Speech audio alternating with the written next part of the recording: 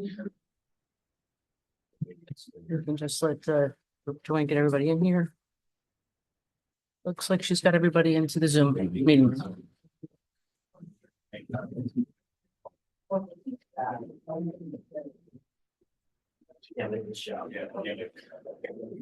Good to go, Sue? Yes, you are. Ladies and gentlemen, good evening and welcome to the Shamong Township Committee meeting of November 12, 2024. Sue, would you read the sunshine statement, please? Sure. Please be advised that proper notice of this meeting has been given in compliance with the Open Public Meeting Act. Do the roll call, please. Mr. Croce? Here. Ms. Casidas? Here. Mr. Wilkinson? Here. Mr. Woods? Here. And Mr. Bender is absent today. Ladies and gentlemen, I'd ask you to rise and join us in the Pledge of Allegiance. I pledge allegiance to the flag of the United States of America and to the republic for which it stands, one nation, under God, indivisible, with liberty and justice for all. Yep. Thank you, everybody, for coming out tonight. There's some more chairs back here if you guys would like to sit. Just a couple of comments before we get started. First of all, congratulations on a wonderful election. I think most people are ecstatic about how things have worked out. And I just wanted to thank you. So do we have a percentage of what we voted in Shamong? How many people came out? Voted, I don't have the number for who voted at the live voting on election day. That was 2,090. So a lot of people voted early. I don't have the total number memorized for what the total turnout was with all the early voting and the mail-in ballots. Okay, I did some rough numbers. I think we're around 70% in Shamong, which is pretty amazing. And maybe we'll put the pen to that and see how we did. But our little town, we can start changing things and direct Burlington Township to get back on track. So I don't think there's anybody here that's not registered, but if you're not, please reach out for us.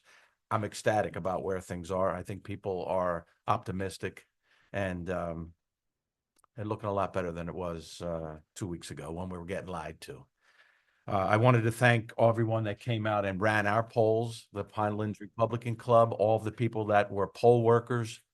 You did a fantastic job, Sue. I know you had a long day, from 5 until 8:30? Quarter 5 until quarter of 11 at night. So as you may have heard, we had a lot of problems in Burlington County. We have reached out, Sue reached out beforehand and requested additional machinery, which they were denied. There were problems all across the county. Some people waiting 6 hours. There was, I heard Hainesport, people on the radio at midnight still in line. So we're going to get to the bottom of that and make sure that never happens again here. And we're going to hold people in the county accountable. We had a Veterans Day celebration on Sunday, right? Saturday, was it? Saturday. And it really was nice. The day was wonderful. Sun was out. That's a good thing about the drought. We didn't have to worry about the rain. It was a little light on attendance. So we would hope next year that you would come out and honor our veterans. There's a turkey trot that is happening this weekend. Melissa, I think I saw Melissa somewhere. Yes. Yeah, there you go. You're right in the front. You want to give us just a quick, is it this Saturday? Is that the school? Yes. Saturday at middle school, there's a 1 mile fun run that can be walked or you can run it. And there's also a 5K that you can walk and run. The first walk is the 1 mile. It starts at 8. The 5K starts at 8:30. And you can register in advance. Just find us online on Spirit of Shamong, or you can register the day of. Okay, great. So everybody, even you, Beth, you can come out and you can do the 1 mile, right? Okay. Thank you for doing that again. Yeah, absolutely. Just a couple more quick comments. The cemetery, that's where we had our Memorial Day celebration. We are looking to move the military memorial from the little school to the cemetery. Neil has volunteered to help me move those big stones. If anybody here is in construction and has any wherewithal to help us, we'd love to have some volunteers. We have a military banner program that we want to start, highlighting those veterans alive and those no longer with us, so that as you come into Shamong, you know you're coming into Shamong, and I'd like to honor those military people who have served us. So if you're military or you know somebody in the military, please reach out for us. We need your picture, who you served, what branch you served in, and the years. and we hope to get that underway this year. We're looking for a piece of artwork for the cemetery, whether it be a military or some kind of, appropriate statue. So anybody has any artistic capability, we'd love to work with you and see if we can get something like that together. All right, with all of that said, thank you for coming. At this point, we're going to open the meeting up to public comment. So anybody that has anything they'd like to say, just come forward, state your name and address, and you will be heard. We don't have a time limit on you in Shamong, but we leave it to you being responsible and respectable to your neighbors so that we can all get out of here before midnight. So with I'm going to ask that nothing on the roundabout since we're going to have a presentation on that. Yeah, we do have people, representatives here from the county who are going to talk about the roundabout. So if you want to hold your questions until you hear them, and then as they finish up, we'll allow some public comment and questions. So that might speed things along. So if you have questions about the roundabout, just hang on to that. And so that at this point, I'll open it up to public comment. Anybody has anything to say, please come on up and you'll be heard.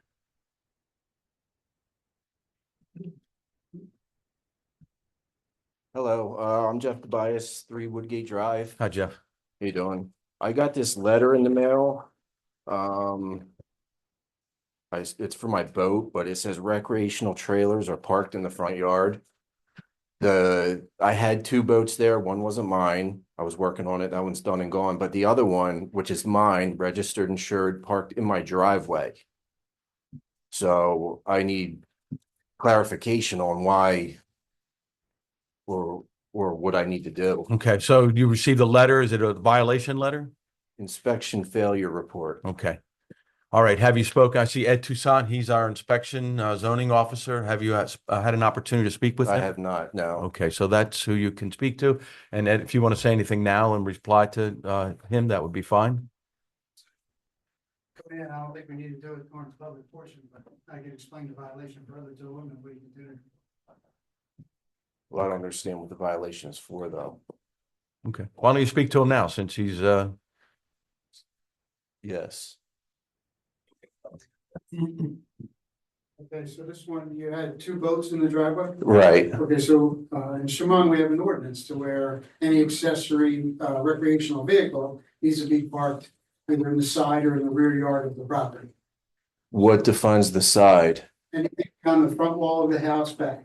Well, the way my property is, I can't get anything in the backyard. is that because of the trees or? Trees, and the house was built without a garage and then the garage was added.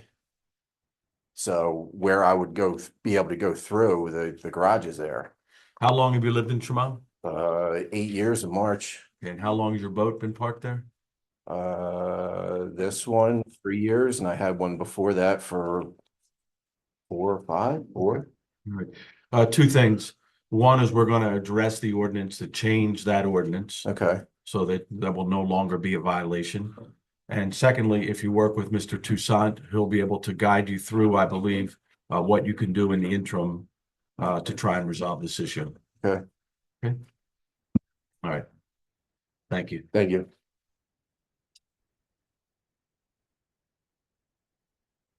Chris Thomas, 8 Woodgate Drive. I'm here to support my neighbor. Actually a whole bunch of neighbors. Woodgate Drive has been top of conversation in this town council for a while. I'm a little puzzled by this ordinance. I've been puzzled with what's going on with Woodgate Drive for a couple months. Well, to be very honest, 16 years puzzled. I'm confused if a vehicle is registered in the state of New Jersey, which is what a trailer is, registered with tags. This town council and inspections are saying you can't park it in your driveway. This isn't a homeowners association. And you're going to let the state of New Jersey say, with a registration paid fee, that you can park, operate, and motorize down the roads, but you can't park it in your own driveway. Every duck hunter in this town is going to have a serious issue when duck season rolls around. And after living here for almost 48 years, I have a serious problem because I've owned a boat my entire life. My family supplied the first Grumman to the fire department here. And guess where it was parked? Not at the fire station. Miller had it at his house for a couple months in his front yard. My whole issue with this is if you have a dilapidated, rundown, beat up, no longer registered, not insured, not titled vehicle, that's a topic of conversation. Drive down Woodgate right now, you'll see about 5 of them, and they're not boats. You can come to Woodgate Drive and see the people that are taking care of their homes. You can drive around Shamong. You can drive around what you want to call Indian Mills, and you can talk to everyone that cares about this town. And I'm pretty sure they care about their equipment. I don't understand why a neighbor that takes care of his property, takes care of his family, takes care of his recreation in this town, legally insured, titled, inspected, and registered, is being told he can't park it in his own driveway. That's a real problem, considering I can't get anything done about certain things in my neighborhood. But this one, we can all of a sudden get things done. My name is Chris Thomas, Woodgate Drive. Come by my house and take a look at things. Thank you, Chris. So these gentlemen are my Can, neighbors. yep, can you say your name and your address, please? Hi. Hi, I'm Laurel Ballantyne. I live at 3 Sandstone Court. These gentlemen are my neighbors. I'm one house off of the road that they're referring to. I also received a violation notice. So at the top of our driveway, we have a plastic shed that's only large enough to park a snow blower and a beach cart. And it is now unacceptable, even though it's been there for 10 years. 10 years we've had this plastic shed. Now I'm just going to have to dismantle it and buy a new one. I did speak with Ed. He suggested I move it to the back, but we have gates to the back that the shed's not going to fit through. So I have to dismantle the shed and find a flat spot in the backyard without trees to move it to. But my point is, this has been 10 years. It hasn't been a problem. But since all of these issues have come up and everybody in our neighborhood is under attack for simple things. I mean, we live out here in an area where you have a lot of space, you have a decent yard. We keep our home nice, our yard nice. We take care of our stuff. You know, we've had an issue on Woodgate Drive that has been out of control and unacceptable for a long period of time. And suddenly all of us are under attack for just living our lives. It's really unfair. Our neighborhood is just being picked apart. Thank you, Lauren.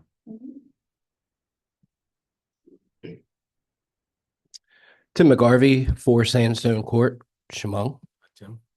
Indian Mills. So, as you can see, you heard 2 other residents, and there's other residents as well that had violations.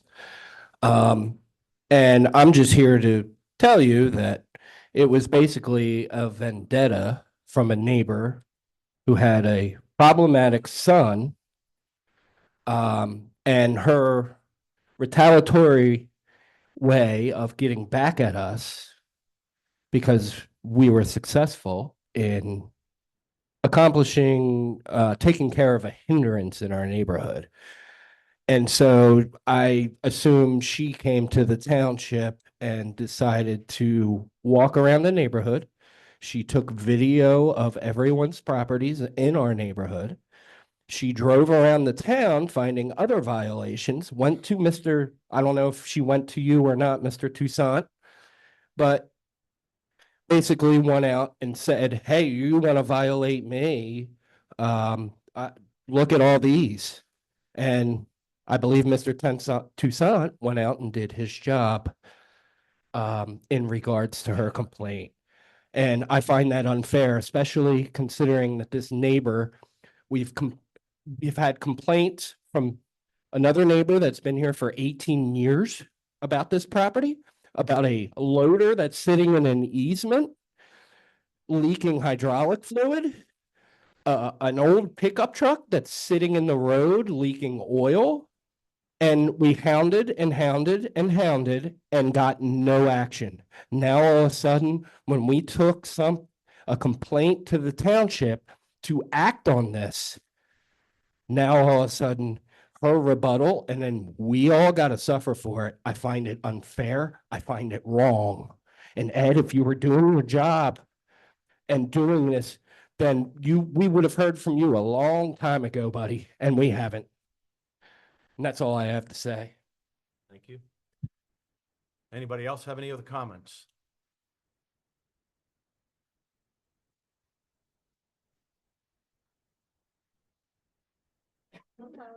Hi, my name's Anna. I don't actually live in Shamong, but Susan said I could come by tonight to speak. I run the Friends of the Burlington County Animal Shelter. I don't know if anybody's heard of our group. We're gonna call you the cat lady. Is Oh, that you? no. I own 2 cats. That's it. I swear, I have no cat hair on me. Well, Anyway, yeah, our group, we raise, if you've never heard of us, we raise over $500,000 a year. We pay all the advanced medical at the Burlington County Animal Shelter. We pay for dog training. We pay for TNR and, tons of stuff to try to get the Burlington County Animal Shelter to no kill, which is our goal. So the dogs are just staying over 90% save rate, which is considered no kill across the US. Cats we're still struggling with. So we've been going town to town. Your town's really not a big problem, but every town adds up to a big problem. It's the feral cats, obviously. That's the reason that we cannot get our shelter to no kill for cats. Before our organization started 10 years ago, the live exit rate for cats was only 27%.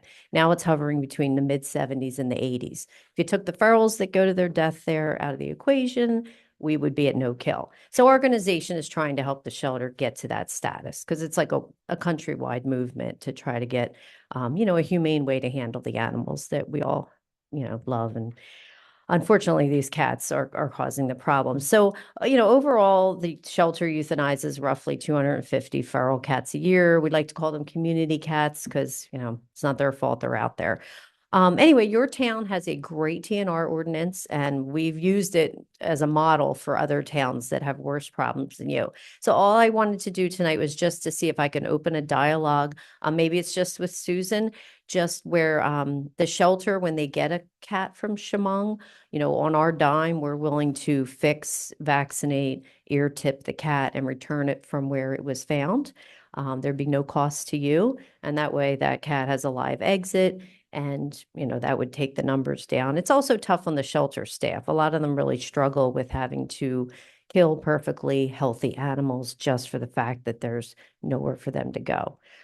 So that's all I'm here is just to see if I can open a dialogue with you guys. Again, you're not a big problem. I'm looking at bigger towns like Pemberton, Willingboro. I think you guys had 2 to 3 cats that, were killed last year at the shelter. But with 40 towns and 3 plus per town, the numbers add up and it pulls the percentages down. So we're just trying to help out the shelter. I spoke with the shelter director tonight. She's excited about what we're doing because, like I said, the staff really struggles. Some staff have actually turned down promotions because with that promotion comes the weekly euthanasia of healthy animals, and they can't do it, and I don't blame them.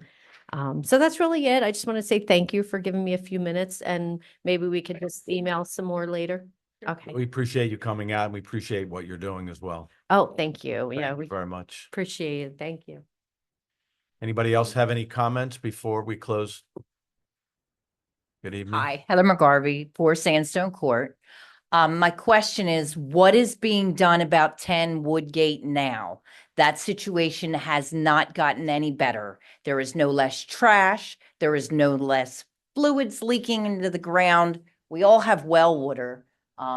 This is at least 7, 8 months of us coming to the council for help. Is something going to be done eventually, or? Yeah, something has been done. Violations have been issued. There was a court case that was scheduled for last week. I understand there was an FTA, a failure to appear. So she'll have another 10 Woodgate owner will have another court hearing. And knowing Judge Lang, if she fails to appear, he'll issue a warrant for her arrest. Also, the house, as you may know, has been raided by the police, the state police. An arrest was made. I understand that one of the occupants is now in jail. As I understand, he was a felon with guns and there were illegal drugs on the property. That's all alleged, but that's what I would believe what was going on. So the problem as far as the police are concerned has been addressed. The problem is regarding the trash on the property. I understand that there may be scrappers, so they take the scrap in. When our inspector goes, sometimes it's there, it's gone, and they bring it back again. Bulldozer hasn't moved in 5 years of leaking hydraulic fluid into 150 feet from my well cap. Yeah. Can you address as to whether or not there's a violation that was outstanding for that heavy equipment? Okay. So it's in the court system. Sometimes the court system is slow, as you know, and, Mhm. but I would say since you all have brought this to our attention, a lot's been done. I hope your lives have been a little No, less it's much worse, actually. disruptive. Sometimes, things have to get worse. And it's not because it's, if the person who is doing the, creating the problem, if they want to continue to create the problem, there's not a whole lot we can do other than to manage the situation, make sure that the police are involved. In this case, they have been. And I understand there's been an arrest and there's pending charges. Takes a little bit of time, but everyone is entitled to their day in court and justice. I think the problem is a long way to being solved. And I know that, you guys have been living in hell and it's not right. And I feel the comments I understand, it's in retribution when somebody goes out and says, well, what Yeah, about this well, person? my and that?" kids get to move a shed for Christmas. Thanks. I really appreciate that. But we're trying to get to the bottom to make sure we do what's common sense and what's right. Our zoning officer has a set of laws. Yes, and that's my other issue. As being on JLub, I'm kind of embarrassed at some of the rules we have on the books. And I'm hoping that maybe we could form some kind of subcommittee to take a look at, because we live under Pinelands rules and under the state of New Jersey. If we're adding to that list, there's something wrong with our joint. Rules that are in place have been in place for 20, 40 years, and Ed has made recommendations to reduce some of these in the past, and it hasn't been done yet. The mayor's already said tonight that they're going to evaluate them and look to changing some of those. I love that. And Well, If anybody that you all know us pretty much that have come to the meetings, I want smaller government. I want government out of your business. I want lower taxes, and I want conservative liberty and property rights. That's what we're about. So, for example, the situation where you have a registered vehicle in your driveway, you should be able to have your registered vehicle in the driveway. It's a no-brainer. So there's not a lot I can do when somebody is going out and complaining about this is wrong or that's wrong. But I mean, everybody here, we complained for months. These two complained for years in the township, never did nothing. But she complains one time and there's violations all over our neighborhood. well, I mean, you cannot tell me that's not I ridiculous. have to tell you, with all due respect, though, we were waiting for the New Jersey State Police because this was clearly something that we couldn't handle on our own, and it took a while to get them up to speed. So you can have so I can park a bulldozer in my We were front writing yard? violations and sending out letters for months. Yeah, I mean, unfortunately, a lot of times people get violations from towns and they just don't pay them and they don't mind having them billed no, I mean, a lot of these laws are unfortunately very uniform and you're not even aware they're on the books until you get a neighbor or somebody who uses them to attack other people. I mean, it's lawfare. It's not right. All we could do is look into the ordinances now and promise that we're gonna, fine comb this, and if things aren't sensible, try to change them. So, yeah. So I promise you that we'll get to the bottom of it. Any laws that don't make sense, I want them off the books. And I'd like you to continue to work with Ed. I think we'll work with you. He needs to see that you're just taking some action. It's not our intention to have you to go take your boat and, put it somewhere where you have this big charge, and especially where you've been doing it for years and it's never been a problem. Unfortunately, the way it is somebody complains and they find a violation, then he's obligated to go and do something. So My other suggestion would be maybe we could differentiate between like Laurel's 4x6 plastic shed and a big like wooden shed. Like they're not the same thing. They shouldn't be classified the same. I don't know if we can do that That legally. complaint wasn't even the original complaint. That was another complainer, wasn't it? But the point being, I mean, it's so ridiculous. It's a little Well, plastic I'm just shed. saying we have more than one party who's pointing fingers at people in your neighborhood. That's all I'm saying. all right, Thank you. thank you. Anybody else have any comments before we close this portion of the meeting? Okay, seeing and hearing none, except for one little grumble. We're going to close the meeting to the public comment, and we're going to move to the Burlington County Engineers Department for their presentation on the roundabout regarding the intersection right out here at Stokes and Willow Grove Road. And I will introduce Beth Ann Grasso and ask you to show respect, and she'll go through her presentation.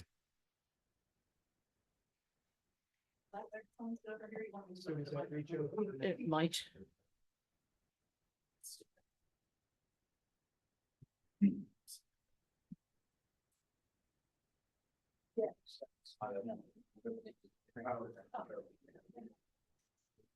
Thank you so much. I'm usually pretty loud, so it's usually not a problem. I apologize. I'm confined to a chair. Yeah, broke my leg pretty bad.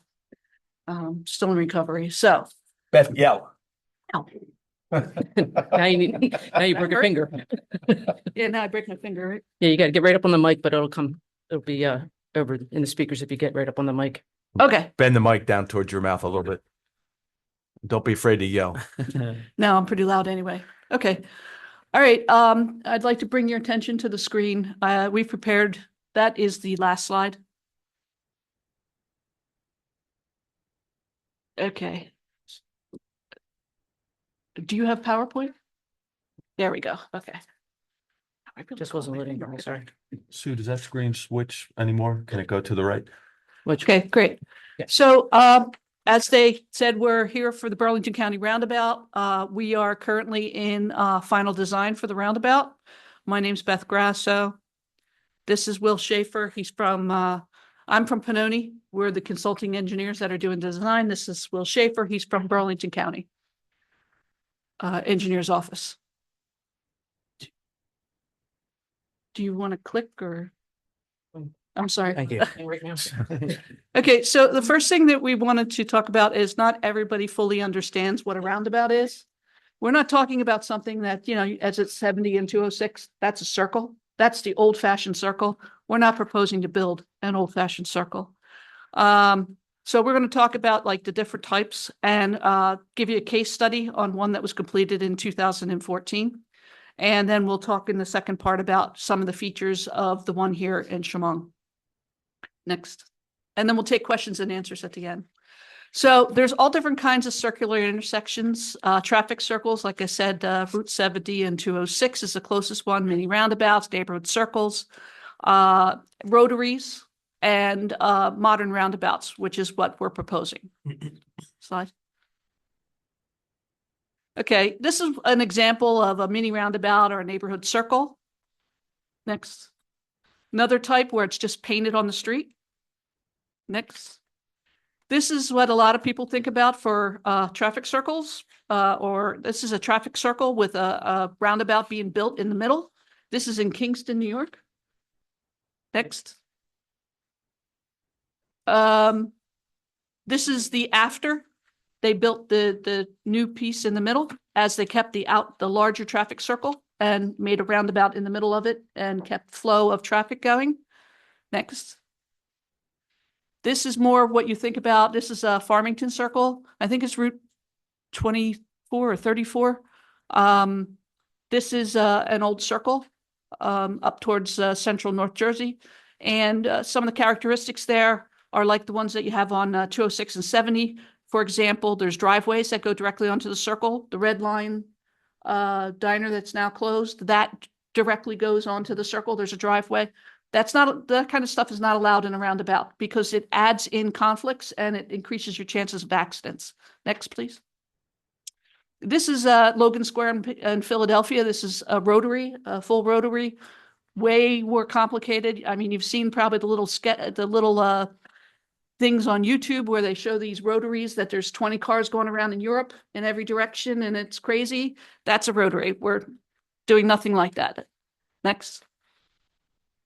Okay, so the modern roundabouts is counterclockwise circulation.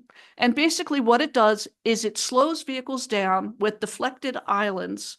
The average speed going through a modern roundabout is 13 miles an hour. And what it does is it eliminates a lot of your conflict points. So it eliminates a car coming into an intersection and turning left and being hit by a vehicle that's coming from the left side to the right side. It limits that side swipe. It eliminates head-ons. There's a lot of conflicts that it does eliminate and increases the safety, besides lowering the speed. Next. So this is typically what they look like. We have designed this with the deflection and the splinter islands, which is in the yellow circle. you could see how you'd be coming into the roundabout on the curve already. So you already know what direction you're going to go into the roundabout. Next. There's striping and signage to tell you what's upcoming. Next.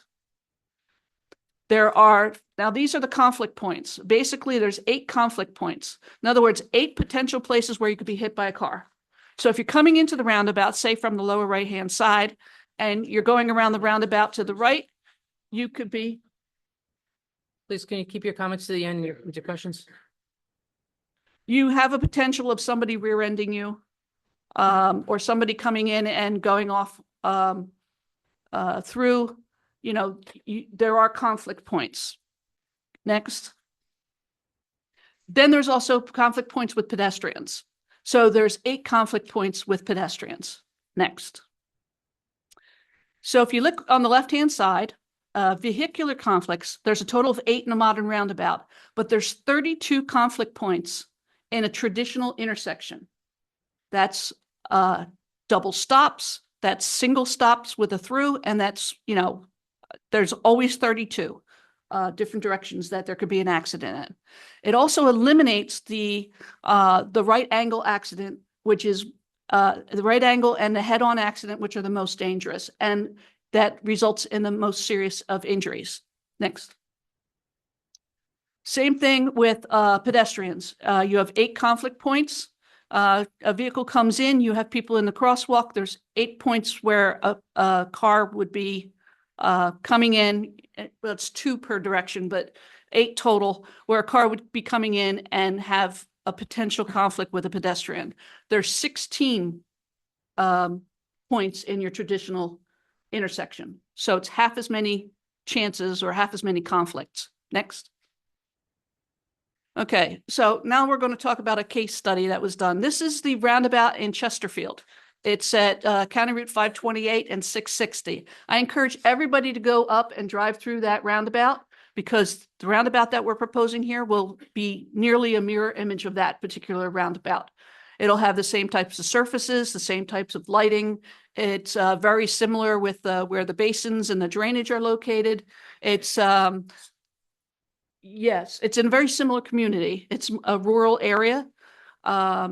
This particular area did have a tragic accident, this particular location, which I'll show you a little bit more about that.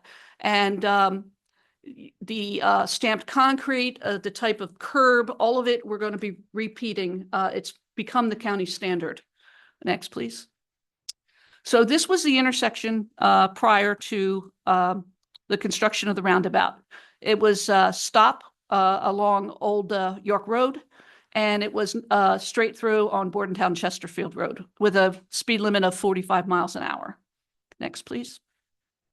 This is a picture of the intersection. It even had a flashing light to help with the stop signs. Next, please. If you can hit that, that should play.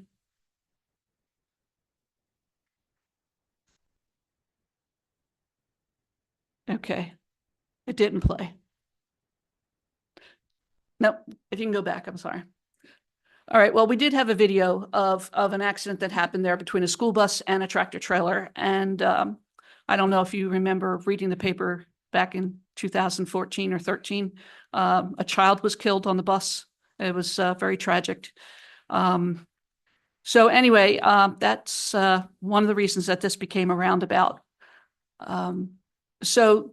This basically is the roundabout that we built there. You can see in the lower right-hand corner or the right side there, that's where our stormwater management basin is. It's a rural area on the other 3 legs.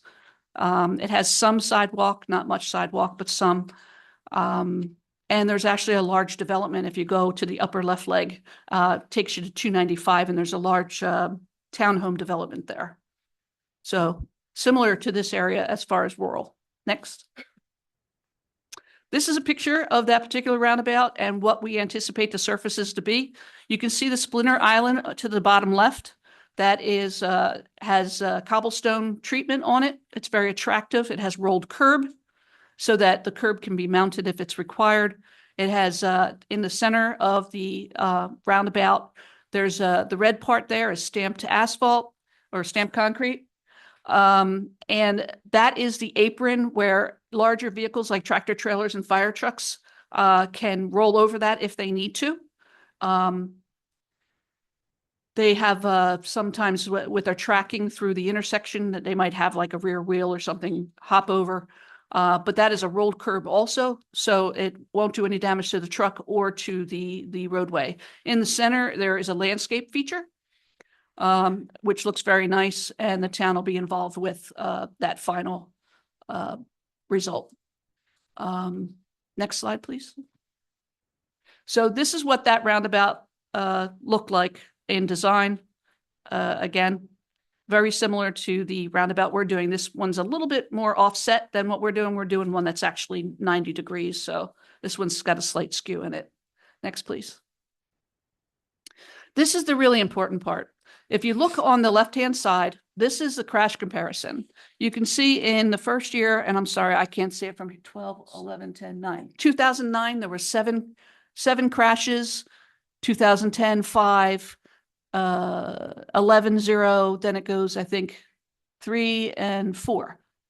And then the blue box shows the year that it was constructed. There was one accident.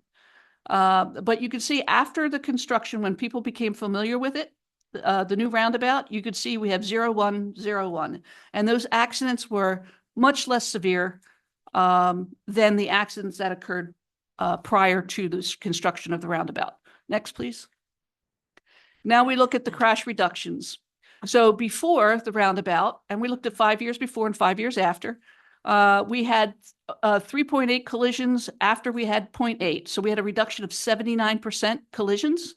Injury collisions, there were 2 before the roundabout and 0.2 after the roundabout. And that's a 90% reduction. And fatality, we had a 0.2 and it went to a 0 after, which was a 100% reduction in fatalities at that particular intersection. Next, please. Okay, this will probably have a couple phases here, but basically this is just another chart that explains based on the criteria. I won't spend a lot of time on this one. Basically says the same thing, 100% reduction. The projected was, for example, the first column, the projected according to Federal Highway is a 44% reduction. We received a 79% reduction. And so on and so forth, you know, an 83% reduction for the, again, I'm sorry, I can't see it. The first one was overall collisions. The next one is injuries. So they predict an 82%, and we achieved a 90%. So you can see that it's a big improvement. Next. So now we're going to talk about your roundabout. Okay, if you're not familiar with it, it's right outside the door. It's 541 and 648, which is Stokes Road and Willow Grove Road. Next, please. So this is an overview. The green areas are basically going to be green surfaces. Of course, the black will be the actual roadway, and you can see the red is the islands are gray, and the red is the mountable curb, et cetera, et cetera. So it shows the right-of-way impacts. It shows the existing and the proposed, and we can discuss it further if anybody's interested. I also brought a couple boards to be able to have people take a look at the boards and see, you know, if their property lies on one of those 4 corners. I will tell you that we are going to be taking a small amount of right-of-way, or we're going to be negotiating a small amount of right-of-way from the municipal building, from across the street where the church house is. I guess I don't know the address off the top of my head. And off the farm field. So 3 corners we anticipate negotiating right of way. Next slide, please. These are some typical sections. That's kind of what the roadway looks like if you took a cut right down the middle of it. Shows the islands and the curbs and stuff. All of this I'll have available afterwards, so you can get a closer look, because I'm having trouble seeing it. I know other people are too. But it's a basic roadway. We're going to build it with 6-inch dense graded aggregate. We'll have a base course and a surface course. You'll get curb, granite curb, and regular curb. The islands will be concrete with the Belgian block decorative pattern on them. Next slide, please. That's some more typical sections. There's a lot of different sections. Okay, so one of the last things that we have here is basically the detour route. There will be a period of time where the contractor will need to do certain construction, where we'll have to put a detour in, mostly a daily detour, but that daily detour can be several days. It can be potentially an overnight, but it would not exceed 6 months of that period where they could have the detour, but it won't be necessarily up every day. There'll be signage that'll indicate when the road is closed and when it's not. And basically the detour route is shown here. Luckily, it's a rather short detour, and that's at Sign Road, Oak Shade Road, and Indian Mills Road. So people that live here, I'm sure, are familiar with how to get around that particular intersection. Anytime that there is going to be a closure or detour, the township will know. It'll be most likely up on your website. It'll be up on the county's website. The schools will be notified. The police will be notified. So, the fire departments. So everybody that needs to be noticed on that will definitely get a notice. Next slide, please. There are 2 rain gardens proposed on this project. The first one would be on the municipal property. Right now, they're existing ditches. We're going to put in some planting improvements to make them rain gardens, which complies with the DEP stormwater management rules. Also, we'll be creating a quote unquote ditch type rain garden across the street on that church house lot.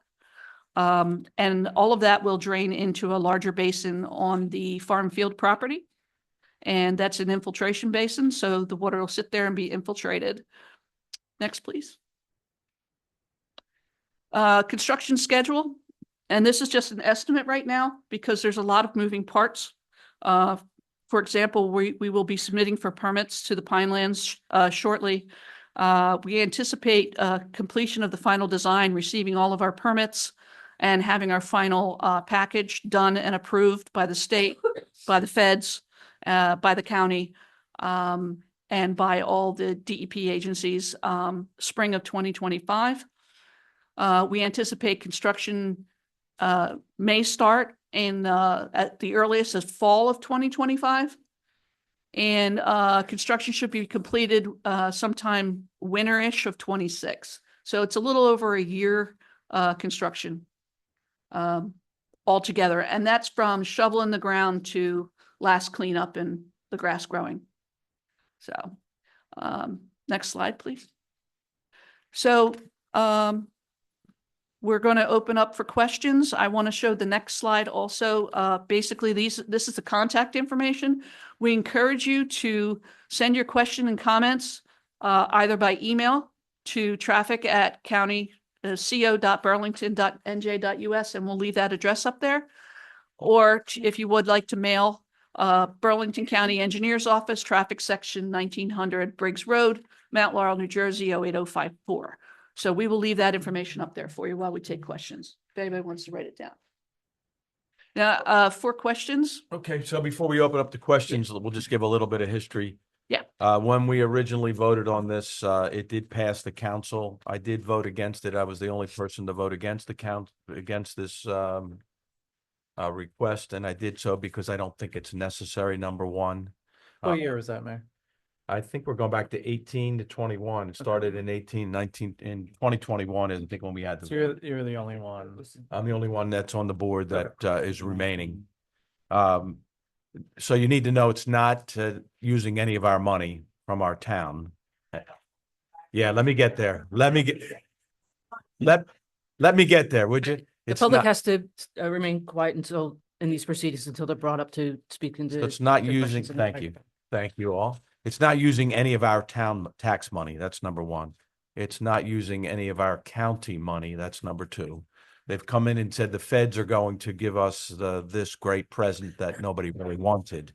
You know, what we wanted was to reduce the speed on the road, to have maybe a 4-way stop sign, to have a blinking stop sign, which I offered to pay for out of my own pocket. And this is what we got. So this is where we are. Sometimes when change comes our way, we don't like it, and this may be a good thing. I think it's totally unnecessary and a waste of our taxpayer dollars that we all pay into the federal government. And it's a problem with our country. This, in our microcosm, we're seeing how you could spend $3 or $4 million on something you don't need when there are lots of issues out there that we need the money for. So with that said, I mean, this is where we are today, and we know we have property owners that are affected, and maybe it'll be something that we're proud of. I've asked that have it properly landscaped, and they are going to work with us. Maybe we have a statue in the middle of a Native American or some kind of statue that we could all agree on that they would pay for. But my feeling is that it's a total waste of money, and it's ridiculous that we're going through this. We're trying to make the best of it. And, the knucklehead that goes through the stop sign on purpose is going to see how fast they can go around the circle. Laura King sent me the other day, and most of you guys know her. There was a weatherman on TV. Maybe you saw it. And he's saying, and he was at a circle, and he's saying, we're talking about the weather. And there comes somebody driving right across the middle of the circle. So, we're trying to make it so they're trying to make it so It's that a our good life. thing that this is a roundabout, not a circle. Right. We don't want to call it a circle. So anyway, we're trying to make it so they're trying to make it so that it's safer for us. It is what it is. I'm not in favor of it at all, but this is where we find ourselves. So with that, I just wanted to give you just a flavor of where we were. I'd ask you just to state your name and come on up and have your say. We have a clarification on the farm field because it's not really a farm field. It is a farm field right now, but it is a industrial gradable that's going to be launched by the county. Yeah, just wait. You'll. They keep saying farm field, but it's not. I got it. Okay. Jonathan, you state your name. Hi, Mayor Mike. Jonathan Duff. I'm not from Shamong. I'm from Southampton, Kingston Way. I am a resident of the Pinelands, though. I'm just here to lend my support against this project, this development. Call it a roundabout, call it a circle. This town is not your technocratic project. This is land, and it's not, of course, this is something where, it's a waste of people's tax dollars. I think the more egregious thing here is the violation of people's land rights. We've got a woman here whose home, her front yard will be cut off by this. The township municipal building will be encroached upon. This is something where this is people's land. This is people's heritage. This is something very intangible. Right. Once this is gone, it's gone forever. This natural land, there is something very egregious about the violation of a higher order to come down on this township to encroach upon the identity and the community that people have here, and to replace it with something technocratic and effete and sort of globalistic that nobody asked for, nobody wanted. And so I just want to say to everybody here tonight, if you're against this, our next stop is the Pinelands Commission, because we are going to go to that next meeting after they've put these permits in, and we are going to make sure those permits are rejected, because this is not going to happen under our watch. Thank you. Thank you. Anybody else have any comments? Tim McGarvey, 4 Sandstone Court. Is this roundabout rated for a 72-foot JB Hunt moving van? Oh. So it's designed for a WB67, which is your largest truck length. We've put 5 roundabouts in the county so far. We have a few others in development. Those 5 roundabouts, we've seen good results. We've shown that, we get crash reduction. Farm equipment has moved through the roundabouts just fine. I've seen it with my own eyes. Chesterfield is another, community, a farm community. So, Thank you. So I have no affiliation with Lenape Regional High School District, but I do receive for the school that I work for at the warehouse, which is right on the other side of the street. And I have seen a JB Hunt making deliveries there, which is a 72-foot long moving truck. So I have seen large trucks go in there, and I've actually been there when I've seen them come through that intersection, and I just can't see how that truck is going to go around that roundabout. My other observation on this is, so what happens to the property owners that own? There's a gentleman that lives over on that side. There's a gentleman that owns property on the other side. Like, how much of their property does this encroach on? So, the individual properties, that we're going to need to get, roadway easements or purchase property from are going to be contacted by the Browns County Solicitor's Office at an appropriate time. Right now we're finishing final design. We have to wait for those documents to be finalized. Something I want to add, this project was really started after a analysis of unsignalized intersections in Browns County back in 2019. The Delaware Valley Regional Planning Commission looked at all the unsignalized intersections, under that area. And this intersection was identified as one of the top 10 most dangerous intersections based on the KSI, which is the Killed Severity Index rating, which is based on the amount of crashes that you have at an intersection and their severity. Thank you. And lastly, John, I'm just curious as to how many serious accidents have been at that intersection since the blinking light for the stop sign has been put there. I just want to add, that over the stop sign flasher has been in since 2021. You can actually go back on Google Street View and see the flashers up there back then. So they've been in for about 3 years now. How many accidents? We did not look at the intersection after that. Okay. That's all I wanted to know. All right. Thank you. Thank you, Tim. And just lastly, thank you all for your service. And I object. I think it's a waste of money too. Thank you. Thank you.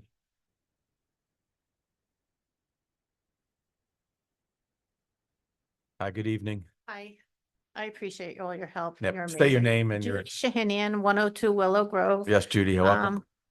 3 years ago when I did get a letter saying they were putting a blinking light and a four-way stop. I was never told anything about a circle, and it was known. So that's a problem I have legally, first of all. And I do have an attorney. He was supposed to come tonight. I'm not exactly sure what the deal was. He was told he couldn't come. And then the other thing is Who told him he couldn't come? It wasn't that he could. All right, you got it. He was always welcome. Okay. Got it. And the other thing is I demand that you reevaluate the need for this circle, because ever since Atco Raceway has closed, there is a big difference in traffic. And I know more than anybody living there with the street lights and people's cars that it has decreased immensely. Now, since they put the real blinky light up in the last 1 or 2 months, there's been one accident.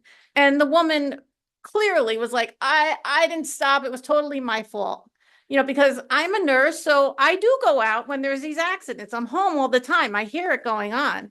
And I'm disabled. I brought there knowing, now I do see that things are a little different, because 3 years ago when I was told they were moving my driveway, and now I don't see that happening. So something has changed, but there is no reason in hell to put a circle in such a small community, close-knit township. People, first of all, you need to lower the speed limit, because even though the sign says 50, people do 80, 85, 90. And these motorcycles, I just don't get it. And even for an example, on election day, I called the police department because accidents were happening and people were being stupid because of the traffic.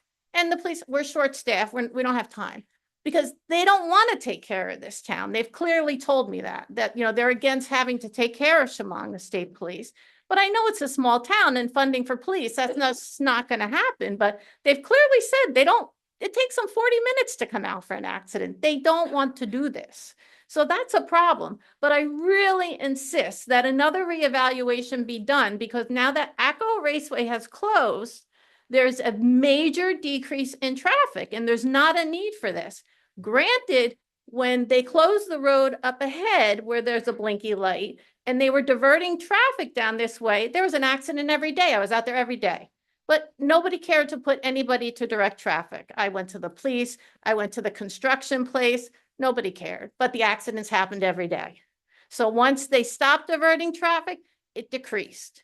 And then the one accident that happened recently, it was a young woman and she said she didn't stop. So, I mean, what are you gonna do? It's just stupidity. But, you know, I want to know exactly what is being taken from me and what is going to be given to me, because putting this circle is going to kill the value of this home. And if I had known that there was going to be a circle, I would have never purchased this house. I worked as an RN for 35 years. I'm disabled and I've put every penny I had into this house. It needed major work. So if not for nothing, then buy me out, knock my house down, but don't kill the value of my home. It's just not fair. And I'm sorry, we need a second opinion as of an engineer, because there's got to be another way. There's just no need in a small township to have any kind of roundabout. I'm not even saying a circle. I hear you, roundabout. But I'm sorry, I disagree. And I am not going to give up on this. Like, I am hardcore against this, and it's not going to happen. Not while I'm living here. Thank you, Judy. Jonathan, round two. Yeah, I sorry. I Forgot just, something? Yes, I did. So, you know, the composition of the council has changed, as you noted, Mayor Mike. So I just want to go around to the members. I just want to get this on record. Are you for or against this project? And if a majority are against it, can we not bring it up to another motion? So start with Ms. Mazitis. I'm not for. I agree with the sentiments that it's overkill. Mr. Woods. Yeah, I'll go for your second part first. I don't know the legality of bringing it up for another motion with it being a county road. I'd have to ask more questions about that.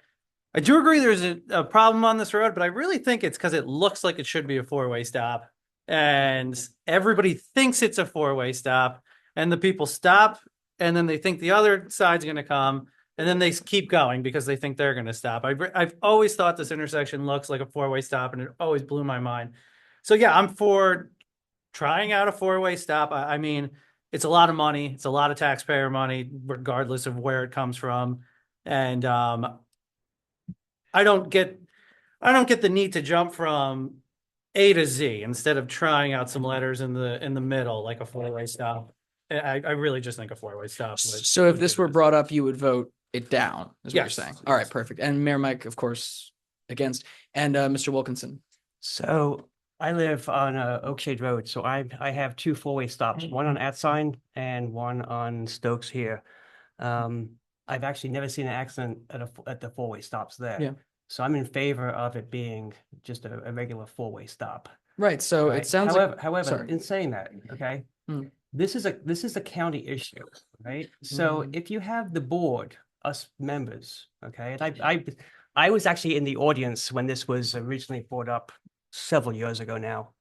All right. My concern right now as a board member is that we take action, all right, and say we are successful taking action against the county. Okay. The next time we have an accident on that stop, all right, we're going to have every lawyer who is supporting the people in that accident coming after the township and saying, if only there was a roundabout there, then this wouldn't have happened. Mr. Wilkinson, I hate to interrupt, but I live right near Red Line Circle. There are accidents there regularly. I mean, I'm not saying it's they're gonna- just right, somebody I'm not- actually like 2 weeks ago just spun out on that roundabout and the whole thing was blocked off. So And I'm you not have saying- I'm not increased saying- risk for congestion with these sorts I'm of. not saying. I'm not saying that the roundabout. Please excuse me. Please excuse me. I'm two things. Please One is I excuse am me. not in favor of the roundabout. A circle. The circle roundabout. But I also have concerns really that as a board here, if we go against the county, then we're opening ourselves up as a small town for the liability of any accident that happens at that intersection. Well, and the thing is that the liability exists already because it is. Sure, but It is on the but land that you govern, you know, so if there were, No, but you it- know, That's not true. the but it liability becomes a lot exists. more. No, when- listen. it All right, becomes let's a lot It's more your when you road. action. Let's talk one at a time so we can actually hear each other. Doug, can you go I- ahead? On, no, on that point, Come I'm on just now. gonna, So it sounds like we've got 3 firm no's to this project. You yeah, know, Jonathan, on that point, I'm gonna defer to our I- solicitor just to give his opinion about that issue, if you can. So I think I'm not sure, I think it might be academic at this point because I think the county has indicated they're proceeding with the project. If we have some indication that they would like to hear further from us, I'd be happy to have that conversation. But I do understand that this is a county intersection. If an accident happens at the intersection right now, the municipality would not have liability associated with that intersection. I see. And I think the point that Neil's making is a point that I unfortunately had to make several years ago, which is that, the county is above us. It's their intersection. Quite frankly, I don't think they need to come to us at all. I think they could just do this project and not have a conversation with us at all. But having said that, if we were the obstacle or the entity that said, don't do this project and we're going to block it in some way, then I do agree that we have now put ourselves into the mix about how that intersection is designed, how it functions. And if accidents occur, we're, unfortunately in the liability chain and would be targeted in lawsuits. Fair point. All right. So this, I think everybody who's here against this, come to the Pinelands Commission the next meeting. We'll talk about getting the permit taken down because this shouldn't stand. Thank you. Thank you. Thank you, Doug. Anybody else have any comments? I have comments and questions. Number one, the Chesterfield one, I looked up, it ended up costing $1.8 million in 2016, which the cost of concrete is up 41%. So what is the cost of this? So the estimated cost is around 2.5 million for construction. Okay, $2.5 million. Okay, great. And, I just want to address, the mayor said, this isn't coming out of the municipality's budget. It's not coming out of the county. It's not coming out of the state's budget. This is So it's just coming out of our money federal from, income yeah, tax that we but, pay. I I know all the counties. Please, can we just let the person speaking speak because their sound system doesn't pick up everything. It'll just come up garbled. Okay, question number 2. I'm going to read from your own little thing you put up. The Burlington County is committed to developing transportation improvements that best balance transportation needs. Okay, so let's address that first. Since ATCO closed, we have way less traffic there. Anybody disagree with that here, that lives here, that actually has been here? Thank you. Public safety. Can somebody demonstrate to me how a roundabout or a circle or whatever you want to call it is safer than a 4-way stop? Well, no, you showed me some picture thing. I went like an actual study with data. 5 years ago. Yeah, that you don't even have anything since 2019. Let's just talk one at a time, Okay, otherwise we so won't wait. get through this. So, okay. The next thing is the environment. How much of our ground are you covering with concrete? We're not Marlton. We like grass. We like trees. We don't like concrete. How much additional area is covered with concrete in this project? Do you have a number for that? Off the top of my head. Oh, okay. Okay, the next thing is, If you write the question or email it, we can answer it. no. Community concerns. That's number 4. Well, we're the community. We live here. We don't want it. Where is that factored into this? We don't want our neighbor's property, cut off. This is ridiculous. Who come up with this idea? And my other thing is, who is making the money on this? Who is Pannoni? How much money are they making? How many people that are involved in this project are involved in the planning and are involved with the Burlington County Commissioner's Office? Can we have some of that information? My last one is cost, which we already went over. The cost is ridiculous. If we had that, how about we take the $2.5 million and give it to our police department? At the state police, so they have some actual funding instead of wasting it on a circle when we just put a blinky light and four-way stops it. Yeah. So my next question is, the DOT since 1972 in New Jersey has significantly reduced every year the number of circles and roundabouts because they found them to be unproductive and over expense. Yeah, so what? I went to the DOT's website. Okay, got it. So my question is, my last question is to the council. Is the council going to sit there and do nothing while we just let everybody come in and do this to our town? I know it may open us up to liability, but it's Come on up and say your name so you can be heard. Are you actually make sure she's done. I'm not That's done. all right. I'm not She's not done. Wait, 1 second. All right. Then back out. That was a My quick question comment. being, so everything I hear from this council in the past year is about liability and what the GIF wants and, what is pertinent and nothing about what we want. This is our town and that's what should come first. And if the council doesn't represent our interests to stand up for us, then I think we have bigger issues here in Shamong.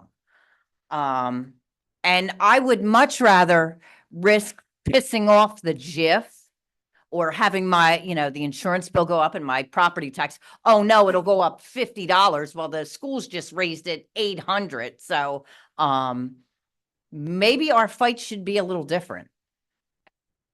All right. Thank you. Doug, welcome. If you take away liability concerns, is there anything the town could do? Is there any option? Again, the issue from a local perspective is this is a county intersection. Yeah. Right?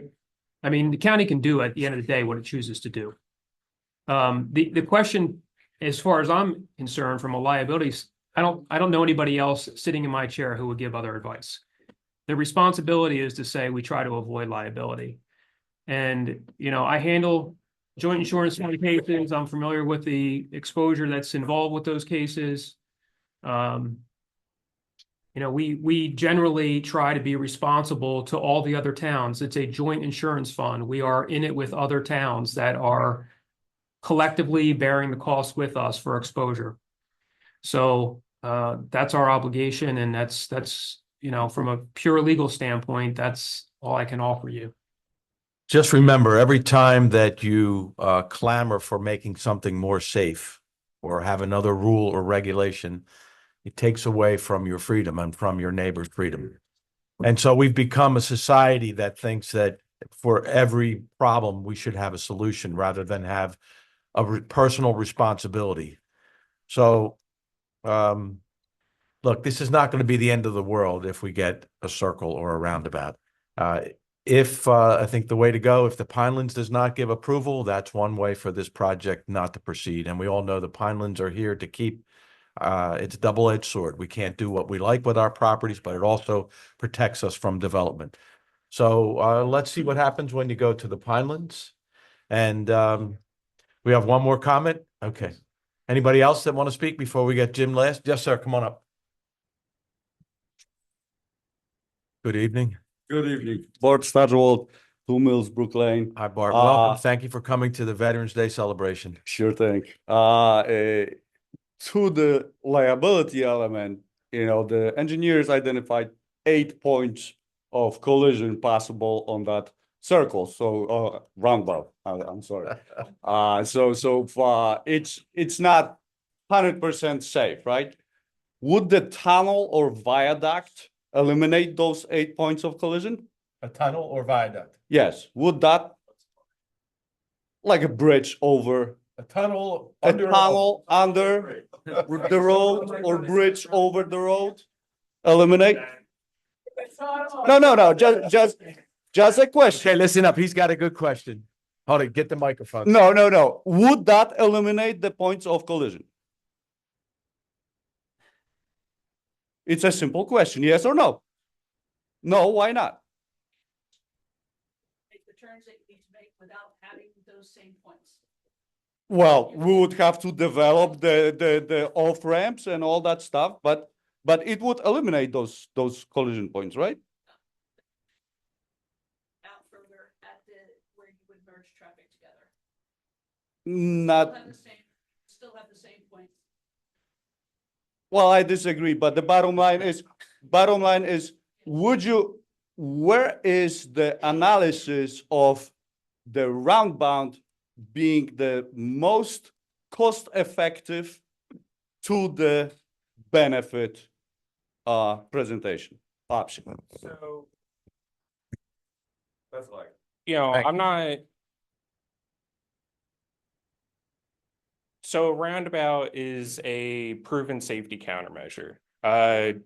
Traffic signal, four-way stop, that's not a safety countermeasure. That's just a reconfiguration of the traffic control. We're proposing this roundabout because, not really proposing it, we're going forward with the roundabout because that's a safety improvement to the area. It's going to be more aesthetically pleasing than just a four-way stop or traffic signal. Go ahead.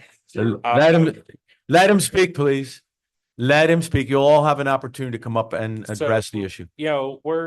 We've given the case study of other intersections, it reduces the crash. It's hard to go against that data of, we've shown it reduces the crashes. It has a better cost benefit than a regular traffic signal. And it was 5 years ago. Okay, can you just come on up and say your name and you'll be heard? It's a lot easier if that way you'll have an opportunity to speak and he can address it. Don't be shy. Saying a four-way stop with a blinky light. Everybody knows who I am at this point. I know, but we need to pick you up on the mic. Why wasn't I told the truth? Nobody knows, nobody cares. Well, What about me? Yeah, we do care. So when you bought your property, as I understand it, the seller did not disclose to you? Yeah. And there was an investigation and my attorney went to the township and he was given a letter saying a four-way stop with a blinky light. Nothing was mentioned about a circle. I would have never bought that house, being handicapped and a whole bunch of other things. I used every penny I had to buy that house. The value is going to go down incredibly. No, I don't understand. Why wasn't I told the truth? It was known.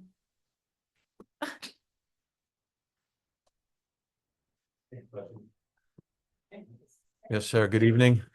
Larry Giverson, 13 Willow Grove Road. Hi, Larry. Hey guys, thanks for everything. Along that line, what she said, what is the protocol for you to notify, not just the township, but in this case, there's four corners, four property owners, and one of them happens to be the township. What is the protocol for the county to notify those people prior to deciding the $2.5 million project? Okay. So, the original, preliminary engineering,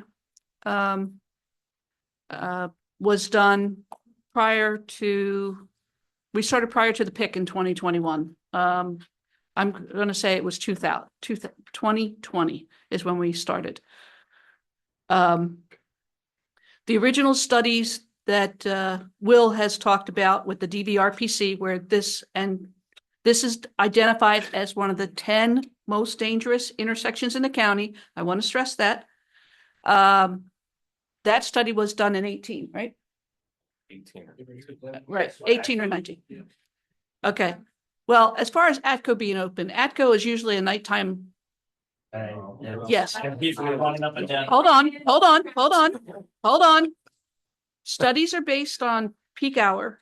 Peak hour is usually between 7 and 9 in the morning, and 3 o'clock and or 4 o'clock and 6 o'clock or so at night. So let me talk, please. Okay. So in the preliminary design, that's when we looked at the feasibility of constructing a roundabout at this location. We looked at environmental impacts.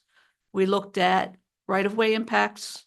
We looked at utilities, functional issues, design, reducing the speed, a lot of other technical issues regarding engineering. Then in 2021, we had a PIC, a public information center, very much like this. And we introduced the project, and we also introduced a PPA, we call it a PPA, preliminary preferred alternative, which in our preliminary, we looked at moving the roundabout this way, that way, you know, and looked at all these different options to determine which one was the most cost-effective, least environmental impact, you know, cost. We looked at all of that stuff. So everybody within 200 feet was sent a letter. Everybody within 200 feet of the property, which we got a certified list from the township, was notified. That was really the question. Okay. That was the question. How did you notify the people? Yeah, and it was also advertised on the website. Okay. And also the Burlington County website. And I'm doing that for a lot of reasons. I'm asking that because there's a lot of people. It's information everybody should. Now, know, I don't. And you should be able to. I don't know anything about a four-way stop letter. So, but that's something to do with a lawsuit, so I'm not even going to address that. But I don't know when that letter was issued, and I've never seen a copy of that letter, so.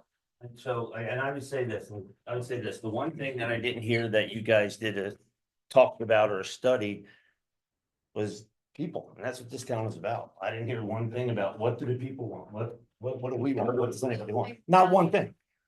No, it's really it. I mean, really, that's- Well, it is the county property, and so the county started the study, and when they had their preferred alternative, that was introduced to the people.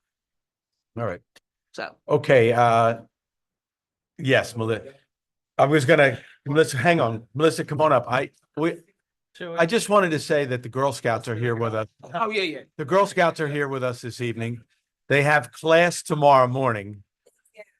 They were invited today for a proclamation due to the Indian Mills Park renovation that they completed. So they're here with their families. Wow. Yeah, I'm sorry. We had so much going on with this meeting. I So apologize. So it sounds as if, I don't see it on the agenda. It sounds like it's not happening. So that's our error. And I'm Yes, happy that I said apologies. something because I thought, oh, everybody's looking a little tired and you got school tomorrow. Ladies, please accept my apology. For some reason, that did not make it onto our agenda. But you got a great education this evening as to how local government works. We promise to have you back and we'll make you first on the agenda. We can make the proclamation tonight and back it up with the actual paper tomorrow, if they're okay with that. That way. Would they you get like their to do pictures that? Taken tonight, and they can go home and not come back in a month. Or would you like to come back? That's you. You've got a room full. Well, we're happy to do it right now. It'll take us 5 minutes and. Hey. All right, ladies, please. Young ladies, please come up and join us on the dais.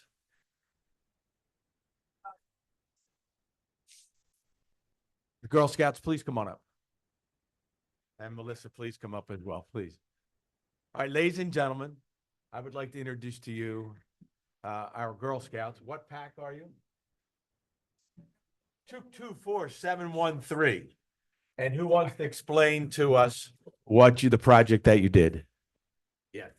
Say your name first. I'm Hope, and for the Girl Scouts, the park at the church, the equipment on it was really dangerous, so we spent the last 8 months renovating it, and we're basically done now. And we installed sod, and it's all grass, and it's now a prayer garden. And that's it. That's great. Thank you, Hope. I'm Brooklyn. Hi, Brooklyn. And did you participate in this project as well? Yes, I did. All right, what did you do? We helped install the stall for the Silver Ward, and I communicated with a lot of other people in the township and the community to help us donate to help other people in the community. That's great. Thank you, Brooklyn. Thanks. Come on up.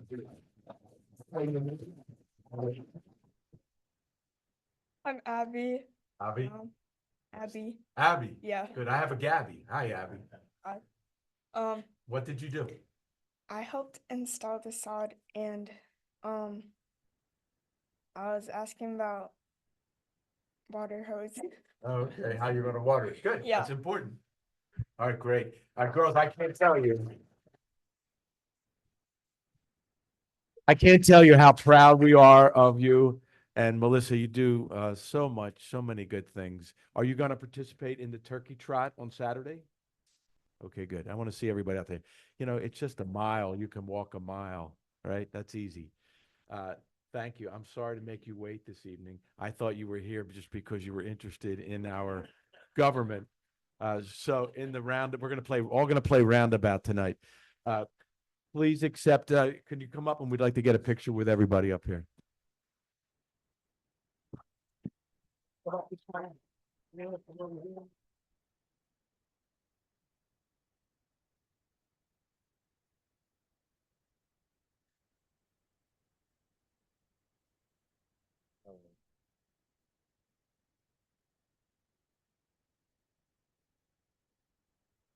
All right, thank you, girls. We won't be upset if you leave. You have school early tomorrow. Thank you. Thank you, Melissa. I was just gonna say, but I do have one comment about the presentation. Please, go ahead and do it. So. Just say your name and, Melissa Durham, Route 206, Shamong. I noticed with the data, and we went through the data kind of quickly, but I saw some fractional numbers around collisions and people, and I was just curious, how do you have a 0.2 collision or a 0.5 injury? 5 years.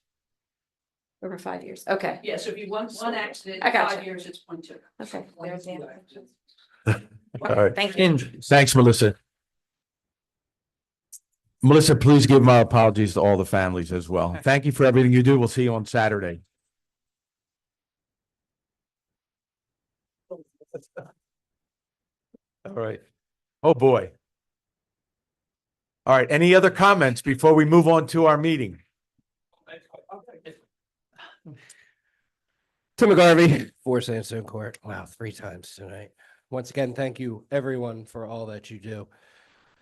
My question is, what happens if we say no and get sued? How much does that cost? Probably much cheaper. I mean, for who, right? Because my job is to protect the liability of the township. And if it's a death case, you know, you're talking potentially millions of dollars. So When exactly was the last death case, and was it when we had a blinking light there? so that I don't know. I mean, I know I believe there have been deaths at that intersection. I don't think there's been any fatalities there. No? Yeah. There's been serious accidents though. I know that there's Oh, yeah. and I've been in town. I mean, I grew up here, so I know there's been some serious accidents historically when the Carlins used to live there in that house. But I don't know. Yeah, I couldn't tell you. That was prior to the blinking light, right? I'm sure, yeah. Yeah. But what's that number? What's that number if it's your kid or your neighbor's kid? It's my kid or my neighbor's kid. Well, I mean, I'm the son of a police officer, so I hear about traffic deaths all the time. So, you ever heard of Dead Man's Corner? You have? Do you know where that location is? And has it been resolved with a roundabout? No, it hasn't.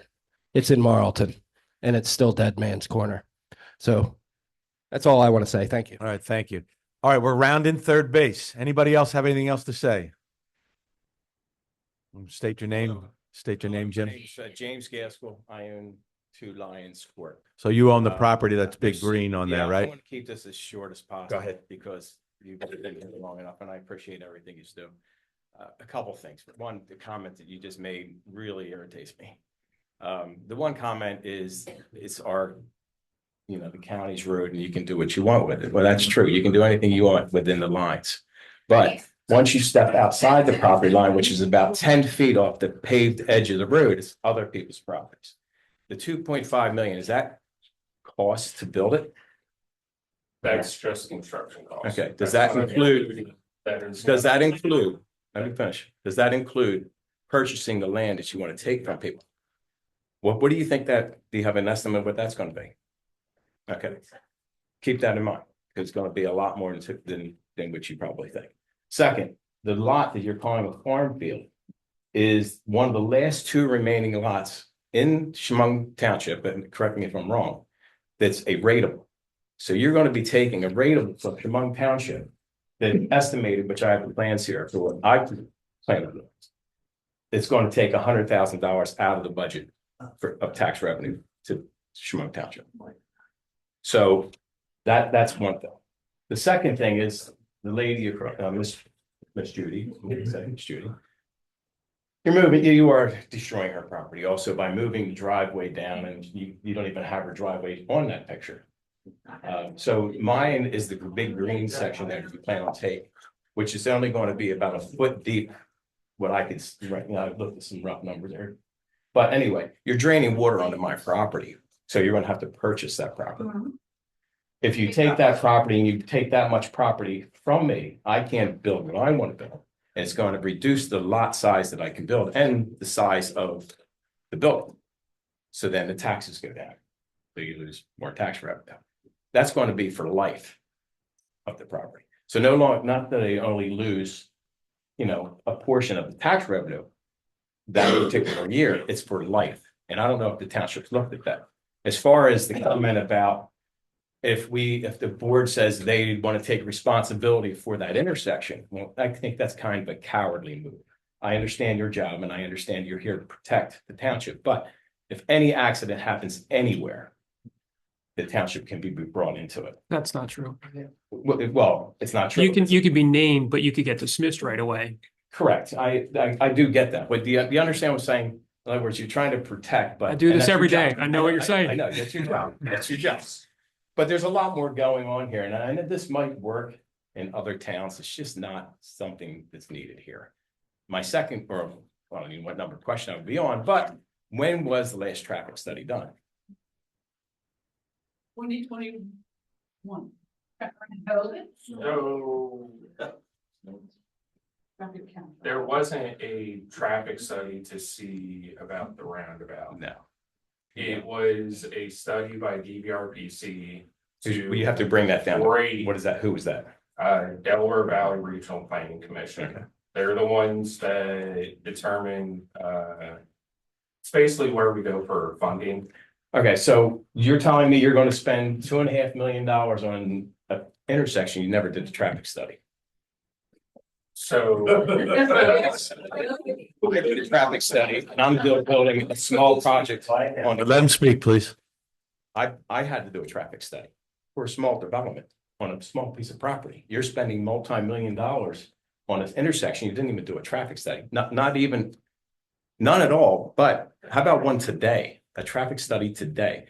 And you said about the red blinking lights, those red blinking lights have only been out there 2 months. There might have been other red.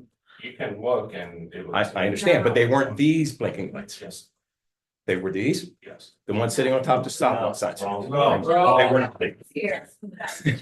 I drive this intersection every single day. Every day. Those lights were just put up. If somebody knows the answer. A couple months please ago. Step up. Yeah, couple months Those ago. blinking lights, bright, big, brown blinking lights have only been on those stop signs for less than 2 to 3 months. Well, I'll give it 6 months, but there's still been no traffic study done. So we're going to go and spend $2.5 million without purchasing my property. Keep in mind, that's been tied up for 5 years since this whole study started. So I can't sell, I can't finance, and I cannot do anything with the property until you guys make up your mind. I think you're putting the cart before the horse here. I think you need to speak to the people that you think you're going to take the land from before you start thinking about making the plans. I think we should be part of that. You can draw anything you want to do on paper. Doesn't mean it's going to work. We have people here. I know you can take eminent domain, you can take property, but are you putting in the amount of money that it's going to cost to do so? all of that's handled through the county. They'll do the appraisal. The Right. attorneys will talk and all of that is done Okay, aside from us. and everyone knows there's never been a traffic study done. There was a traffic study done in 2018. Okay, there needs to be a traffic study. It's, since the light's been up, since the tree's been down, we took trees down that were on township property. It's a clear view now. You can see the stop signs. There's been no, well, I'm sorry, one accident. Yeah, one minor accident. Right. But that's, all right, so if we put a circle here, what are we gonna do about the next intersection down the road? There's a four-way stop there. Works fine. That was the worst intersection in Shamong Township 15 years ago. They put a four-way stop up. Then your last argument, I think you were here last time, right? And you stated to me that it cost too much money to put up a traffic light because of the maintenance. The maintenance on a traffic light, first of all, if it's hit by a car insurance is gonna have to pick up the bill for that. If the light bulb goes out, if it costs I think you recommended it, you or suggested it would be around $100,000 a year to maintain that light. No, well, that's what, if you look back on the recordings, that's what you said. I do that. Okay, so you're rather than putting up a traffic light that works at every other intersection in this town, you're gonna spend $2.5 million to build something. Not even including what you're going to cost. Just To do this. from the crowd outside, please respect his time. In other words, I know why you're here. If we had a Republican governor, you wouldn't be sitting here tonight. We wouldn't be discussing this. This is just money being thrown around to get what the government wants, and it's not needed here. As far as that whole curbing and all that, I just witnessed, I don't know the intersection, but if you go up through Columbus, there's one where they just built all the big buildings.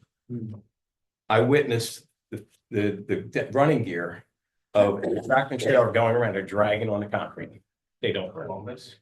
None of you have ever driven a tractor and trailer around a roundabout. And I think you should do that before you suggest building one. Because if you did, you'd be like, that's ridiculous. It looks good on paper. It looks good in your Fiat or your Prius going around here also, or whatever car you're driving. But once you get above your normal size car, that is ridiculous. The curbing in the center, and then the plants and stuff, the greenery you want to put in the center, it's a joke because first of all, combines, cut harrows, everything that goes through that intersection every day cannot fit through there. Not going to happen. It can. Yes. No. So if something hits the ground and damages it, are you responsible to fix that? Personally, the county is responsible. All right, good luck with that. Anyway, when my last and final thing is why have nobody been contacted other to trespass on people's property? There's been no trespassing. There's no been? Yes, there has. There has. All right, first of all, there was a cornfield out there and they were out there digging holes. They were digging within the right of way. Excuse me? You either all got right. a notification letter or they were digging. See the within whole right of green way. area? Had a notification. Did you see the whole green area? They were out there with tents. So I'm sorry. Hold it to Wait, there was tents set up in the right of way. Well, supposedly in the right. The right of way is only from the edge of the road to my property. I have it marked out. There's fence around it now. I think it's less than 15 feet. They had tents set up on my property. Tents, because I had a training of how to do the dig on my property. I never had asked for that. I never allowed that. I never said it was okay to go on my property. So maybe there's a miscommunication between you and whoever is performing these things. So you're putting the cart before the horse. You need to back up, talk to the people that own the property and see how much pushback there's going to be on that also and include that in the cost and be honest with everybody here. That's it. All right. Thank you, Jim. Thank you. Judy, you have anything else? Yes. A property and dig 6-inch holes. The next day I go outside on my knee board and I'm gardening. I fell in the damn hole because they didn't fill it back in. And I've had surgery on my ankle and I've sued about this. So don't tell me you notified me when you did not. I still have not gotten one letter from the county, the township, or anything about what they're taking from me or that they're even doing it. Not one communication, not one. So I don't know what you're talking about. Okay. All right, Jim, you got, They do.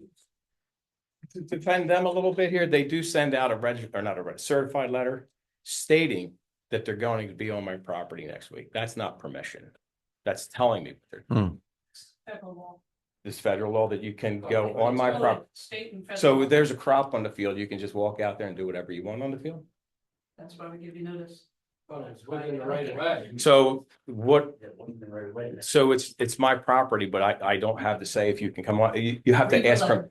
Read what the letter says. Okay. I don't have a copy with me. No, I Read what the understand letter it. says it's a state or federal. Yeah, statute I'm that familiar allows a little bit. surveyors and people doing. And they I did always allow, to enter your but property. it's usually after the fact. They have to be sent out a full Okay. 2 weeks before they enter your property. right. And they it also gave you a date, an approximate date, the week of such and such, that they would be out there. All right, I think we fleshed out a lot of the issues tonight. I would like to thank our guests for coming out to explain their position. Is there anybody here in the crowd that is in favor of the roundabout or a circle? Show me your hands. Okay. So if you would return this message back to the people at the county and see if you can address some of these issues, but we really don't want it. We don't need it. We don't think it's necessary. We don't care if it's free, quote unquote free. We're not beating you up or disrespecting you. We appreciate you came in to give us some information about what you're proposing. And so thank you for coming. And I want to thank everybody out here for being respectful and for saying your opinions. Can you put up that last page because it has the email address and it has the mailing address for any comments that anybody has or questions? The county is happy to answer your questions and hear your concerns. One last question. When will they be coming to the property owners and so you're already giving permits and you already have the drawings. Don't you think we should have been in a discussion prior to this? It's all part of the process. It's all part of the process. Yes. We have to get finalized plans before we can go to individual. Has anyone gone back and say, hey, why don't we look into the stoplight or a four-way stop? Why not a four-way stop that we asked for? So. Yeah, go ahead. That's kind of. That mic up, Will, if you would. I mean, with any sort of construction project, you have lead times, you have processes. Was it 19? I think my predecessors came to the board. I think 2021 is when they came in, I think. No, there was 20, no, it was before, yeah. 2019 is when we proposed the project. 2020 into 21 is when we started the project, and then, 2020, and then you got 5 years of design to work on the project, and then after. Downtime, we had a 2 or Yeah. 2.5 year downtime to get access to the properties to finish the archaeological surveys. We were held up for entering the property. Yeah. So can I ask, what's been spent so far in engineering? I really don't have that. number. I don't have that. I'm in construction, I would have to. I mean, you can, $1 million. No. no, No? no. You can put in an OPA request for any sort of documents that you want. Yeah. Okay, and when will you be going to the finance?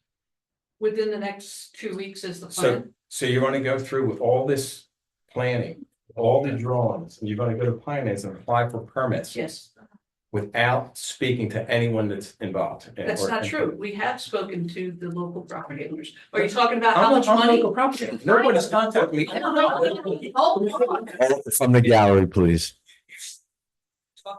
We have talked to you about the project. If you're talking about your personal property, that's a separate negotiation that goes under the legal department. Is talking to me a letter stating that you're going on my property? Is that talking to me about it? This is the first I've seen this right here, first time. Oh, well, I'm sorry, the last meeting. Right. You had something similar, Yes. but I get a letter, the states will be coming out to do dig archaeological digs on your property. We had to hold up because there was or crops on the property. Right. But that's not communication. That's just telling me, that's dictating to me what you're doing.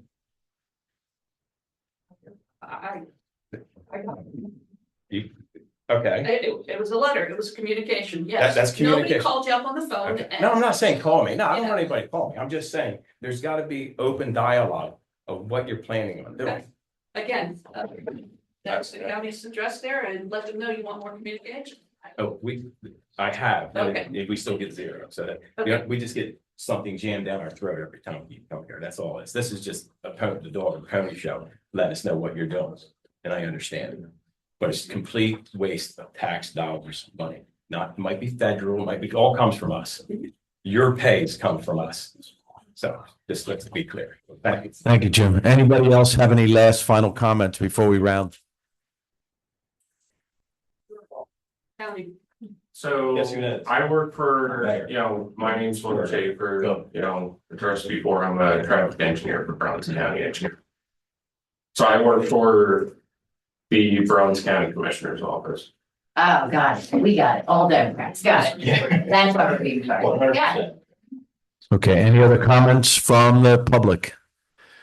Okay, we're gonna close this portion of the meeting to the public. Any further comments, Beth or Will? Okay, thank you both for coming, and we appreciate that you came to explain where we are with things. All right, thank you. All right, now here's what we're gonna do. We're gonna start our meeting, so if anybody needs to leave, we won't be upset. We're gonna try and move as quickly as possible, and thank you. Yes, sir. Chris, thank you, man. All right. Good night. Thank you for everything. You mentioned about. Excellent. Good night. Thank you. No, Do you have an email? Yeah. Put your email down for me. I'll get hold of you later on. Just write it back. Pretty much made Neil file. Okay. I pretty much volunteered Neil, Yeah. but I'll get out there and I think. I have it'll be I great. have estimated weights.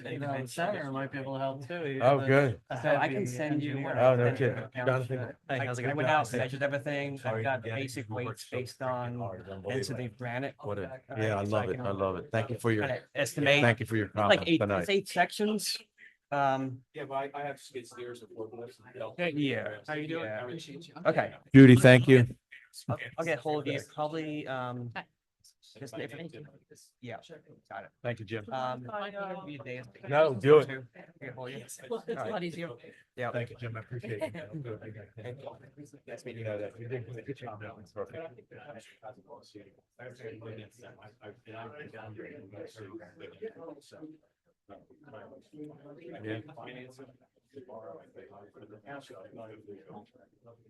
It's a good argument.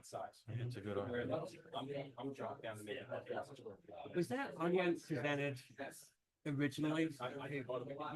Yeah, it's good. That was a great argument. I mean, that would have been good. That would have been a really good one at the beginning of this.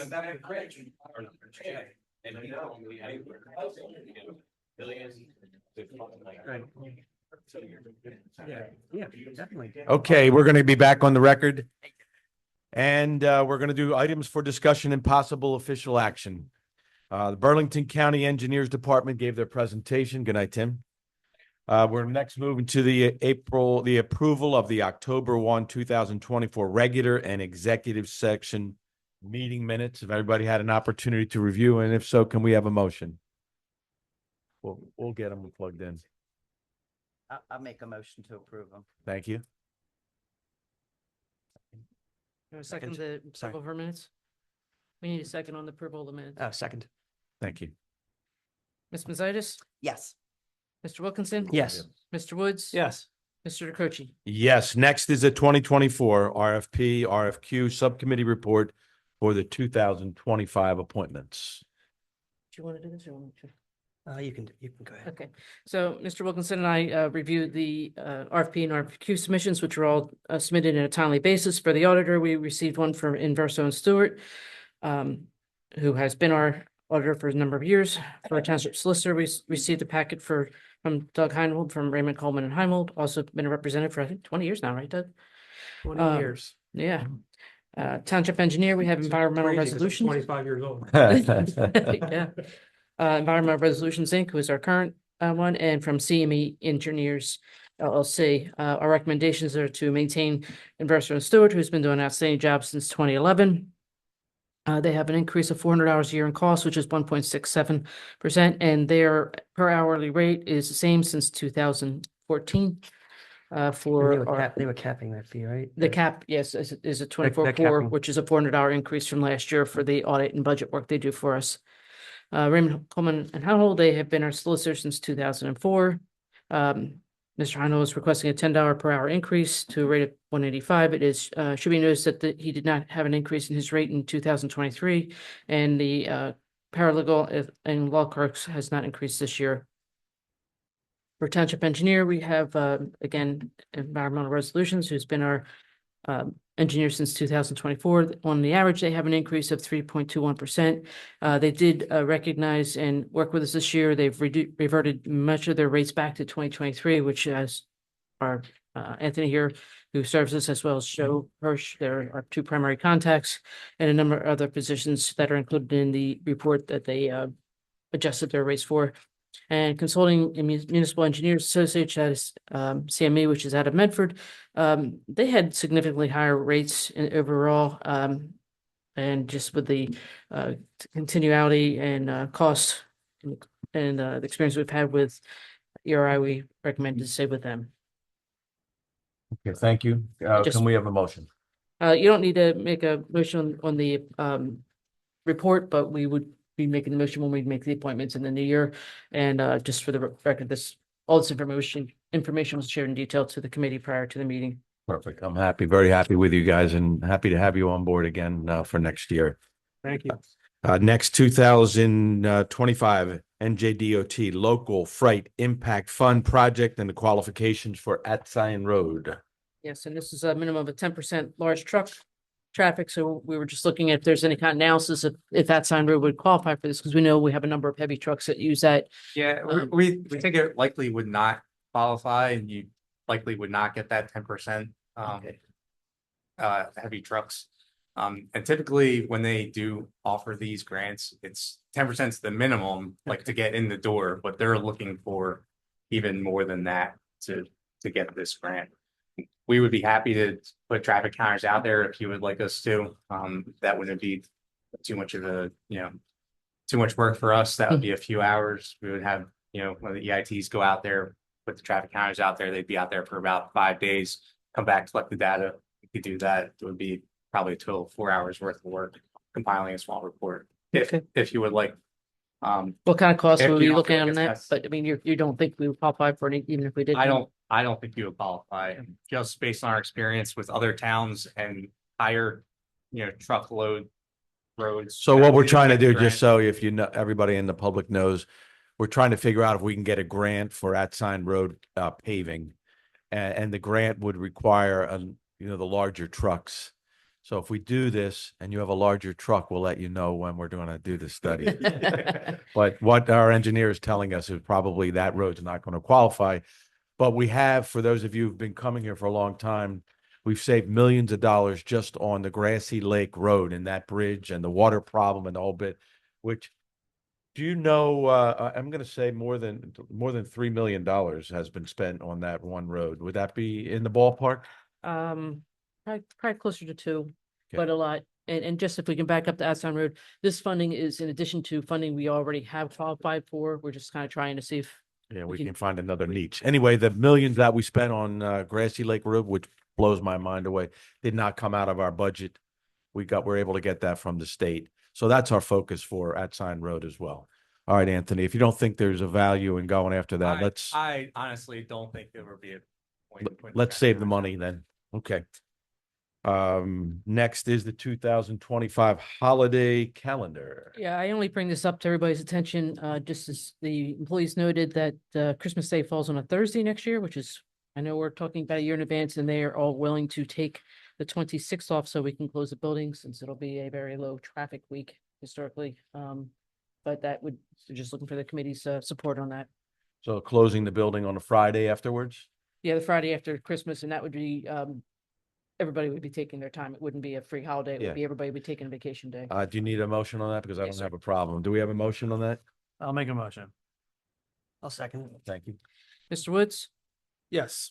Mr. Wilkinson. Yes. Ms. Mazitis, Yes. Mr. Krochi. Yes, next is the Burlington County Joint Insurance Fund that you heard about tonight, annual dividend allocation.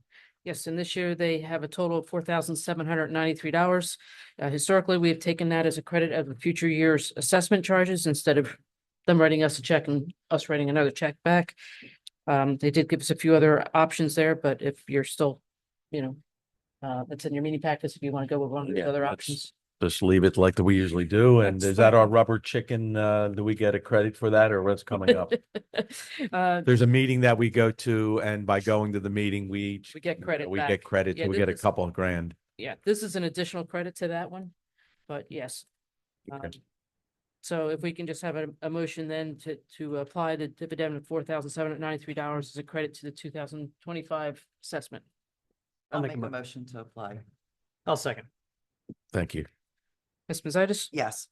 Mr. Woods? Yes. Mr. Wilkinson? Yes. Mr. Krochi. I vote yes to the October 15th, 2024 Burlington County Joint Insurance Fund Commissioner Report. And again, you have that in your meeting file. Basically, things are looking good as far as the township. We still have a 0 lost time accidents since year date for this year and as of August. Our land use board training certification was approved. We had updated our training again on September 17th of 24. Cyber training is an ongoing thing. We have some additional orientations that's going to be going on December 6th and the 12th. Everything else is in the packet. If you have any other questions, just reach out to me. Okay, thank you. Next is to approve Lisa Jordan, who's our employee, to attend a seminar to acquire required training credits to maintain the TACO on November 20th via virtual for the day at no cost. That's her certification tied to the UCC office. And again, it comes at 0 cost. It's just her time. It's a day, and that meets her training for the year. Do you need a motion? Yes, sir. I'll make a motion. Thank you. I'll second. Thank you. Mr. Woods? Yes. Mr. Wilkinson? Yes. Ms. Mazitis? Yes. Mr. Krochi. I vote yes. State of New Jersey Motor Vehicle Commission providing a mobile unit on site on January 13th, 16th, 17th in 2025. Is that for the free vasectomies? No. No, but what it is it's an opportunity for somebody to just come here to the municipal parking lot. You'll come in, you'll get go through this meeting room for your 6-point check of ID, and then they'll call you into a mobile unit. You can do real ID, registration renewal, initial permitting, a number of things. You'll go online and schedule an appointment prior to coming in, but we're able to bring this in as a convenience to the residents, and anybody in the state of New Jersey can actually schedule. I've been to these before. They're great. You're in and out. If just wait if you have anything to do with motor vehicles commission with this, because right in the parking lot, you get in, talk to somebody, get help, you're done. You do need to make an appointment before you come out, just so you know that. Okay, and how do they make an appointment? There'll be a link online, and we'll be sending out notices to the residents, and it will be on our webpage once we get closer to that. All right, great. Thank you. Just wanted to start getting the notice out. news out there. Perfect. Next is the approval of $7,115.47 in repairs to the 1998 VAC truck per state contract to Hainesport Auto and Truck Repair located in Hainesport, New Jersey. Yes, they're replacing 6 fuel injectors, and it was towing costs. So it's kind of a costly repair, but worthwhile to get this truck back on the road, and it's kind of important to our fleet. Okay, can we have a motion if there are no questions or comments? I'll make a motion. I'll second. Thank you. Mr. Woods? Yes. Mr. Wilkinson? Yes. Ms. Mazitis? Yes. Mr. Krochi. Yes, update on the renewal of salting and sanding agreement with Burlington County. We're trying to get an additional bump and raise because we haven't had a raise in so many years. I've been here 20 years, and we're still getting reimbursed the same amount of money. So I've been pushing and beating the drums. I don't know if it's going to fall on deaf ears with the county, but we're trying. Okay, that's good. We'll see if we can get some additional money for the work that we do in the winter time. Do we have enough salt for this upcoming storm? We do. All right, good. Yeah. Okay. All right, we're going to move on to resolutions, blanket motion 2024R-84, which authorizes the extension of, can I do all these as one motion? You can do them as one motion. All right. I'll Yes. read them and we'll do it as one motion. Shared services agreement with the Township of Burlington for tax assessor services. 2024R-85, which authorizes the extension of shared services agreement with North Hanover Township for tax assessor services.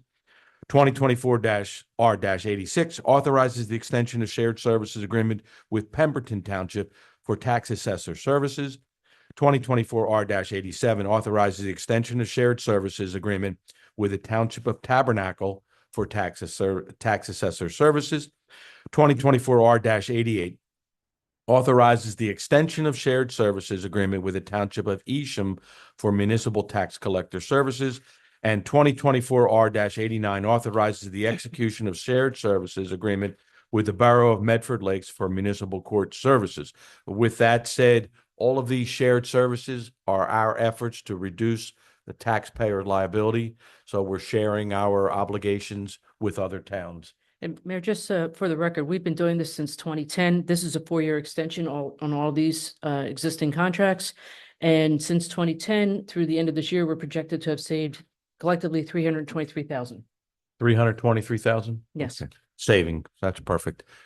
Do we need to open it up to the public on this? No. Okay. Do we have any questions or comments? If not, can we have a motion on the 84 through 89?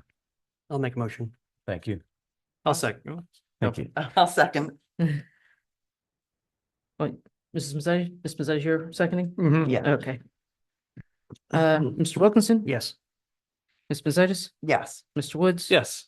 Mr. Croce? Yes. Next is 2024-R-90, a resolution appointing a municipal court conflict public defender.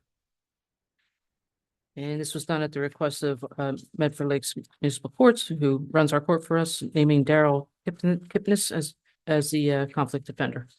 So if there's somebody who gets a public defender, they can't afford legal fees, and there's a conflict with our public defender, then Carol will step in.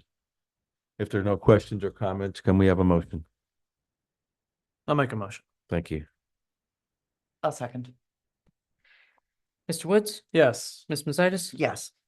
Mr. Wilkinson? Yes. Mr. Croce? Yes. Next is 2024-R-91, which is the resolution of the Township of Shamong adopting the 2024 Burlington County Hazard Mitigation Plan. Any questions or comments? If not, can we have a motion? I'll make a motion. Thank you. I'll second it. Mr. Woods? Yes. Mr. Wilkinson? Yes. Ms. Mazzeitis? Yes. And Mr. DeCroce? I vote yes. 2024-R-92 authorizes the use of township funding for the use in stipends for volunteers of the Indian Mills Volunteer Fire Company. Any questions or comments? John, you have any questions or comments? Go ahead. It's a Treasurer Indian Mills Volunteer Fire Company. At the request of Patton Cooper, who is our auditor and tax preparer for the fire company, they asked that the township formally recognize that it's possible, and historically has been the case, that a portion of the money that is given by the township to the fire company is not only used for operational expense support, but that a portion of it goes as a stipend, which amounts to about $3 a call for our volunteers to offset gas and time, et cetera. They wanted a formal recognition of that to be in compliance with 990 filings. It actually will probably help the tax situation for some of our volunteers, the $600 limit. And so with this resolution, they were satisfied with it. Just wanted to bring it up formally. And Perfect. Thank you, John, and thank you for your help at the Veterans Day celebration. Please extend our thanks to all your members. All right, anybody have any questions or comments? If not, can we have a motion, please? I'll make a motion. Thank you. I'll second. Mr. Wilkinson? Yes. Ms. Mazzeitis? Yes. Mr. Woods? Yes. Mr. Croce? Yes, 2024-R-93, which authorizes and permits the Shamong Turkey Trot event, which is this Saturday, 8 a.m. at the middle school. You can walk, everybody can do a 1 mile, or it's a 5K. Any questions or comments? If not, can we have a motion? I'll make a motion. I'll second. Thank you. Ms. Mazzeitis? Yes. Mr. Woods? Yes. Mr. Wilkinson? Yes. Mr. DeCroce? Yes, 2024-R-94 approves the release of maintenance bond for Grassy Lake Road for the Phase 1. Anthony, any comments on that? No comments. Maintenance bonds typically 1 year after construction is concluded. We usually go out there, we'll do an inspection, make sure landscaping's all, neat, tidy, grading's completed. We did our inspection and we would recommend that the maintenance bond be released for this project. Thank you. Can I have a motion, please? I'll make a motion. I'll second. Thank you. Mr. Woods? Yes. Ms. Mazitis? Yes. Mr. Wilkinson? Yes.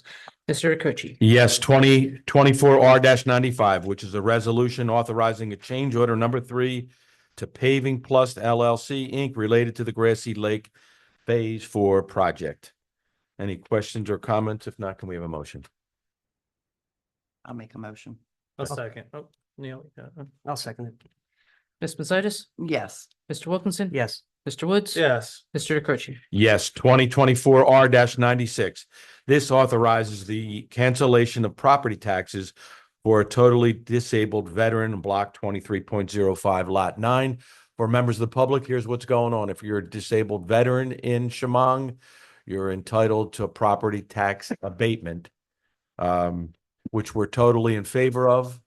However, we've asked the governor and the state to reimburse us because we've got so many veterans that are not paying taxes that it's beginning to impact a little town like ours. So while we respect our veterans and we're doing this for them, we hope the state will eventually step up and do their fair share, as they like to say. Any questions or comments? If not, can we have a motion? I just, do we have an amount, how much we have? I get that for you. I don't know what it is off the top of my head. You know, just, I mean, you know, we do it quite often and, you know, just for the argument with the state, the governor. And this resolution also includes a reimbursement of $1,354.41 of the fourth quarter taxes that was already paid. I'll make a motion to approve this. Thank you. A second. Ms. Mazitis? Yes. Mr. Woods? Yes. Mr. Wilkinson? Yes. Mr. Kochi? Yes, last one, 2024 R-97, which is a resolution of the Township Committee of the Township of Shamong, extending the approval period for Resolution 2024 R-78 to support South Jersey Bud LLC's application for a cannabis facility license. So I'd like to discuss this one. What are your comments? So my concerns with this is, up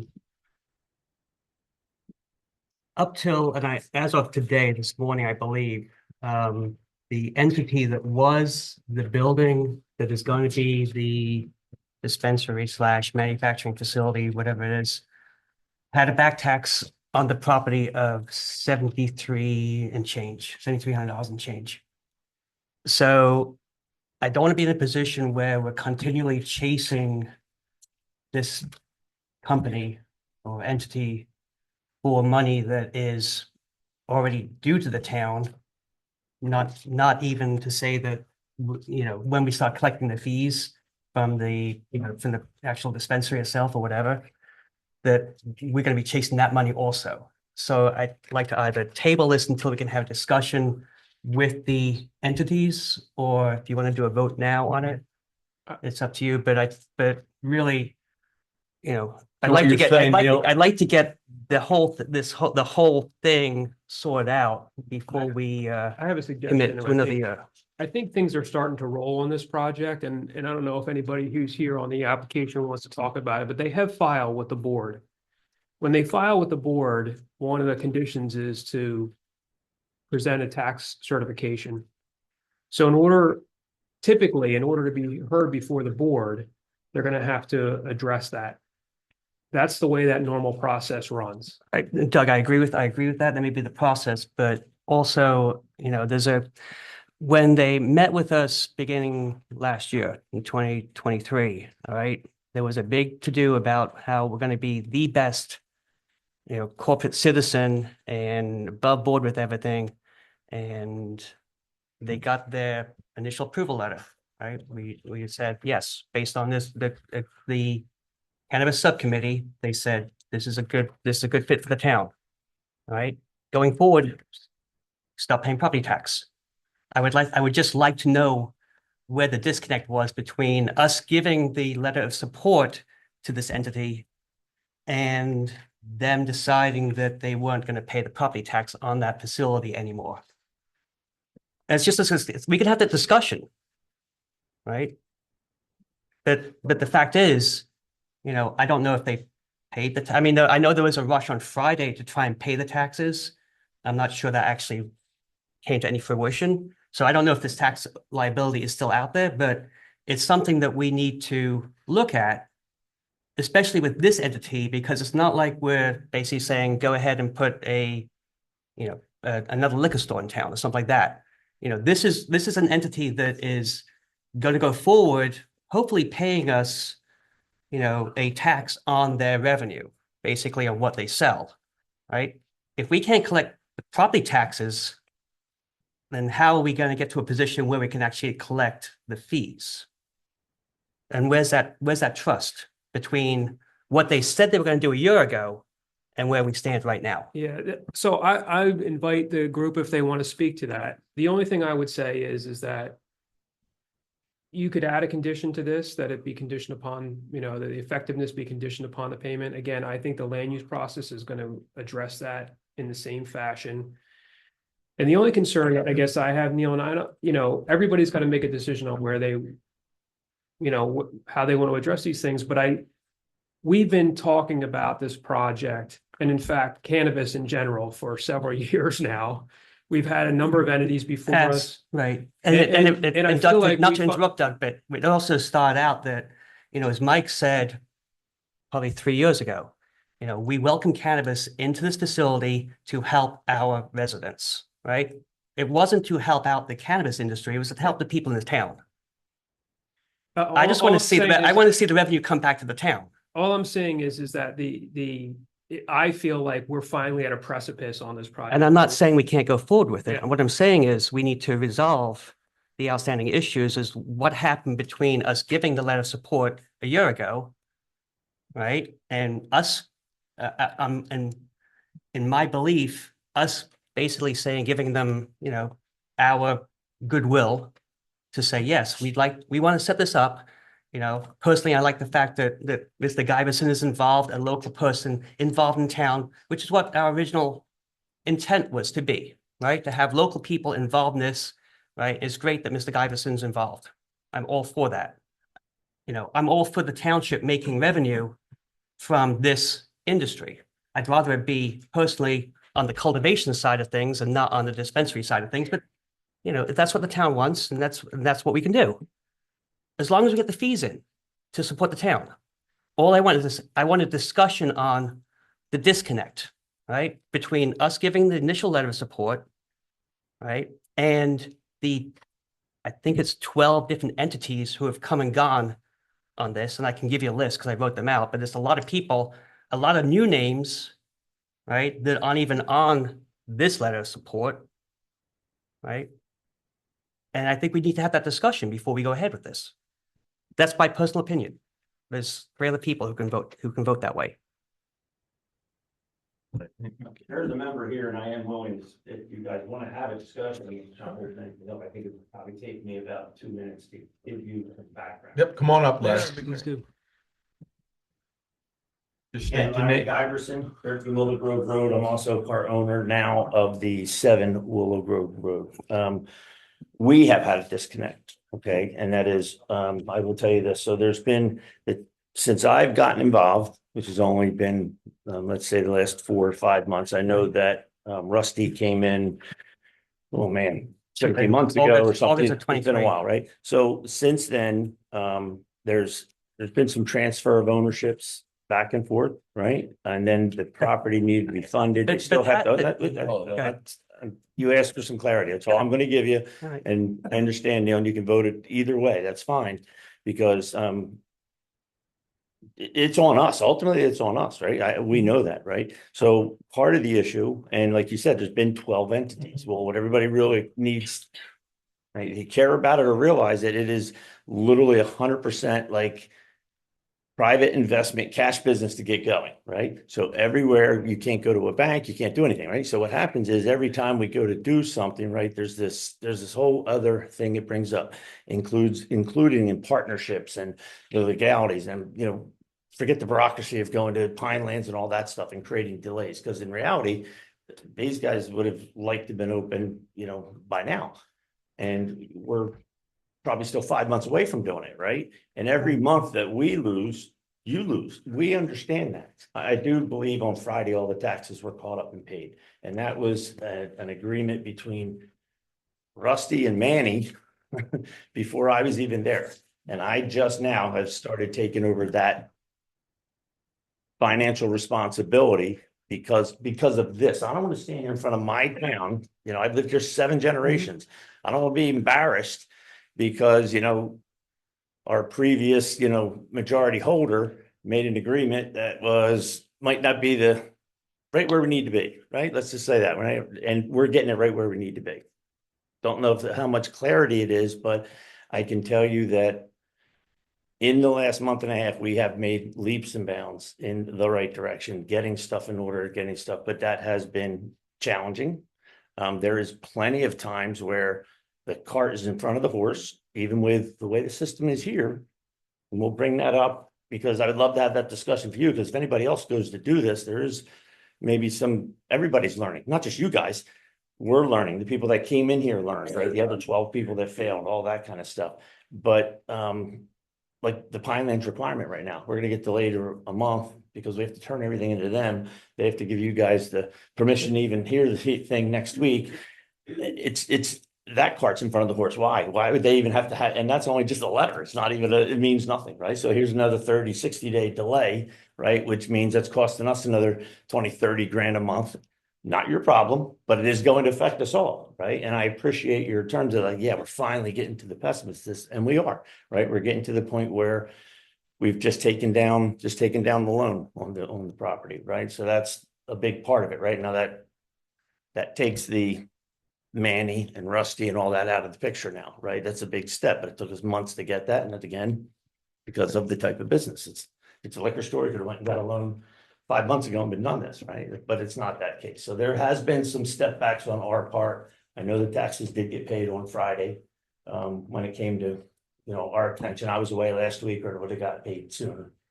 But that's where we are. Do you mind if you share where you are in the CRC licensing process? Yeah, Mike, this is Mike Kind. What did they tell us lately? My name is Mike Kind. I'm the Vice President of Operations for Southern Jersey Buds. We are now 3 months into the CRC regulating process. We have been in constant communication with them, responding to cure letters as they've come up. And so unfortunately, their response to us and how far along we are in the process is unfortunately not very clear. We are actually looking for an update from our attorney this week. So we were told that we'd be 6 to 8 weeks, and that puts us squarely right around Thanksgiving for a response. Okay. So can we go over who the actual entities are now that's involved in this? It's not Kutcher anymore, right? Is he still involved? Not? Yes, he is. As of today. Didn't his yes, wife have the minority license, and that's what you needed? Yeah. So he's still involved, but so the property, in a nutshell, the property got bought. Rusty made a deal to buy the property from Manny. Whatever that deal was, right? And eventually that's where a little bit of misconnect came between them two. Because the property, although he's been paying, let's call it like lease money every month to Manny to hold the lease until the property could get closed on. So that's taken 7 or 8 months. So who owns the property right now? It's not Atrex. Atrex still owns the property. That's Janine Kutcher's. Yes. Yep. As of right Still now today, proprietor of that company. So that's a one-person company that owns the property. Yes. Okay. And that's Rusty's wife? So I'm assuming, That's Rusty's wife. Okay. All right. I'm assuming you're Matt- gonna do that to get the woman and minority license, then transfer it. After a couple of years, you can buy her out and transfer the license. But she's not involved in it really anymore. Well, she the is. Okay. So the transfer of ownership that is right in the middle of where we are, what we're talking about, right? So Southern Jersey Bud, Right. Which was Rusty's business, right? So the ownership of that can change, right? Does that make sense? The ownership of that can change, which is where you Rusty's wife there. And so the letter of support that we gave to Southern Jersey Bud originally back in 2023 really is not valid because it's all different players. So what? No, it's still under Rusty's wife still owns the building. It's still her license. Okay. It's still, How about that resolution doesn't change anything. How about BioGalax?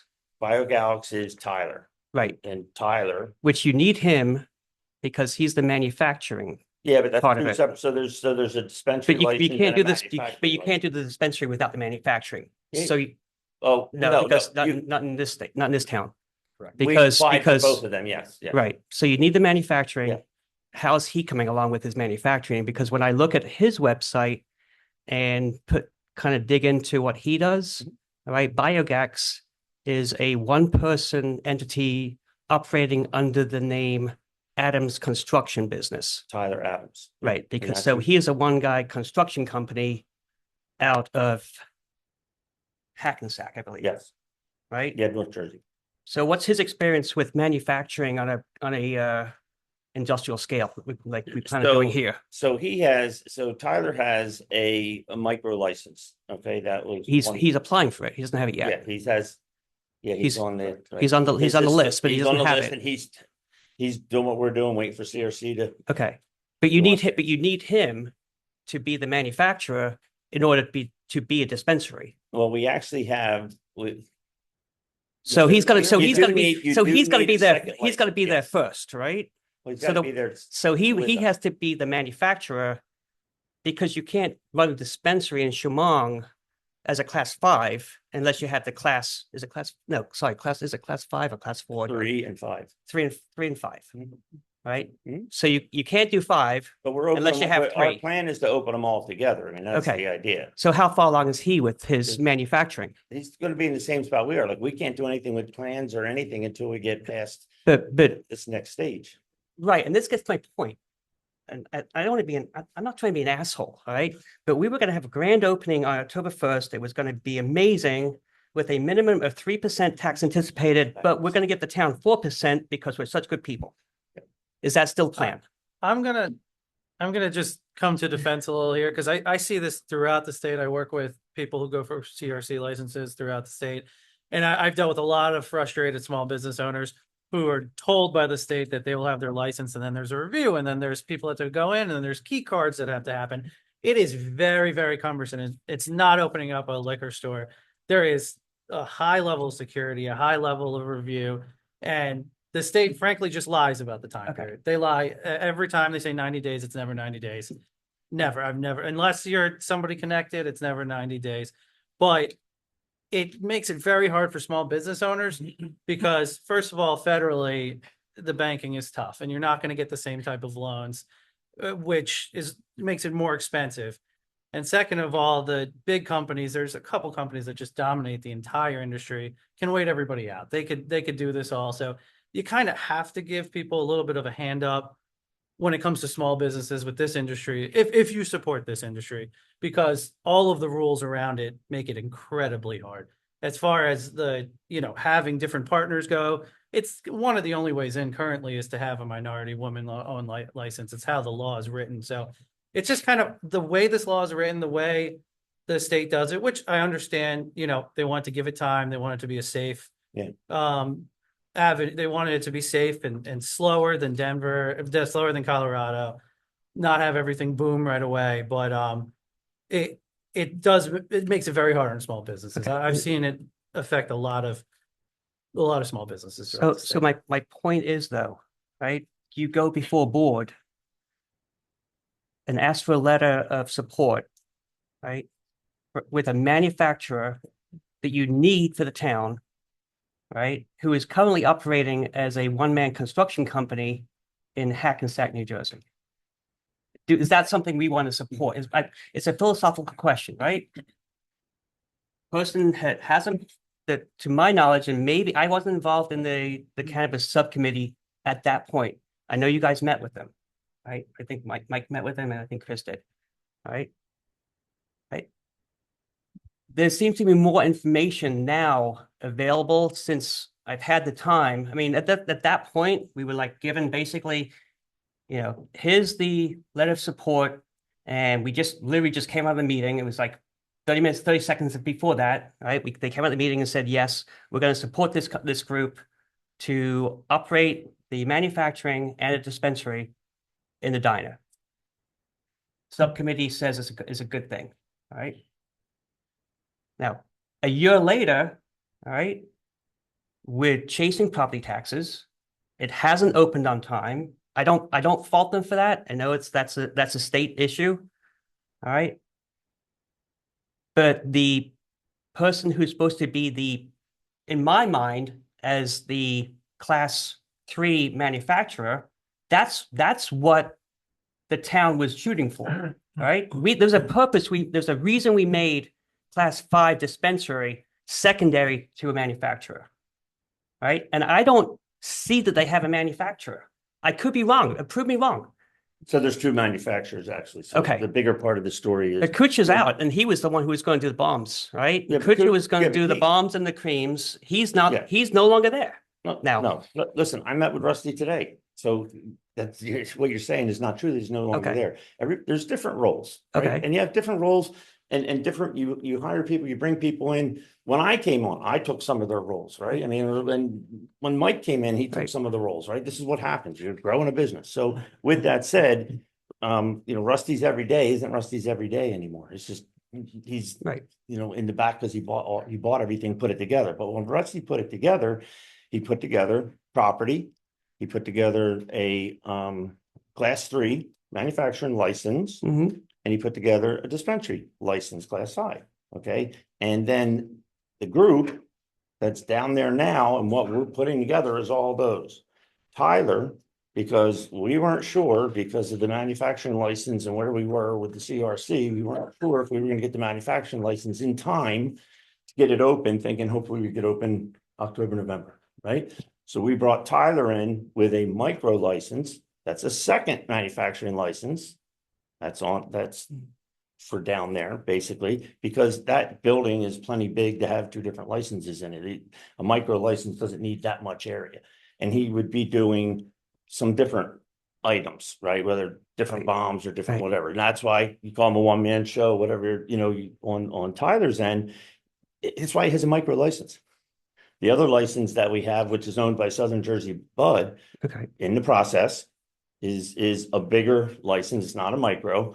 And so we don't have a limit on. I how don't, much I space don't we- believe that Tyler has a micro license yet. I mean, I could be wrong, I could be But wrong, you but can say it, everything I'm reading suggests he does not have it yet. No, it's not. It's in the CRC.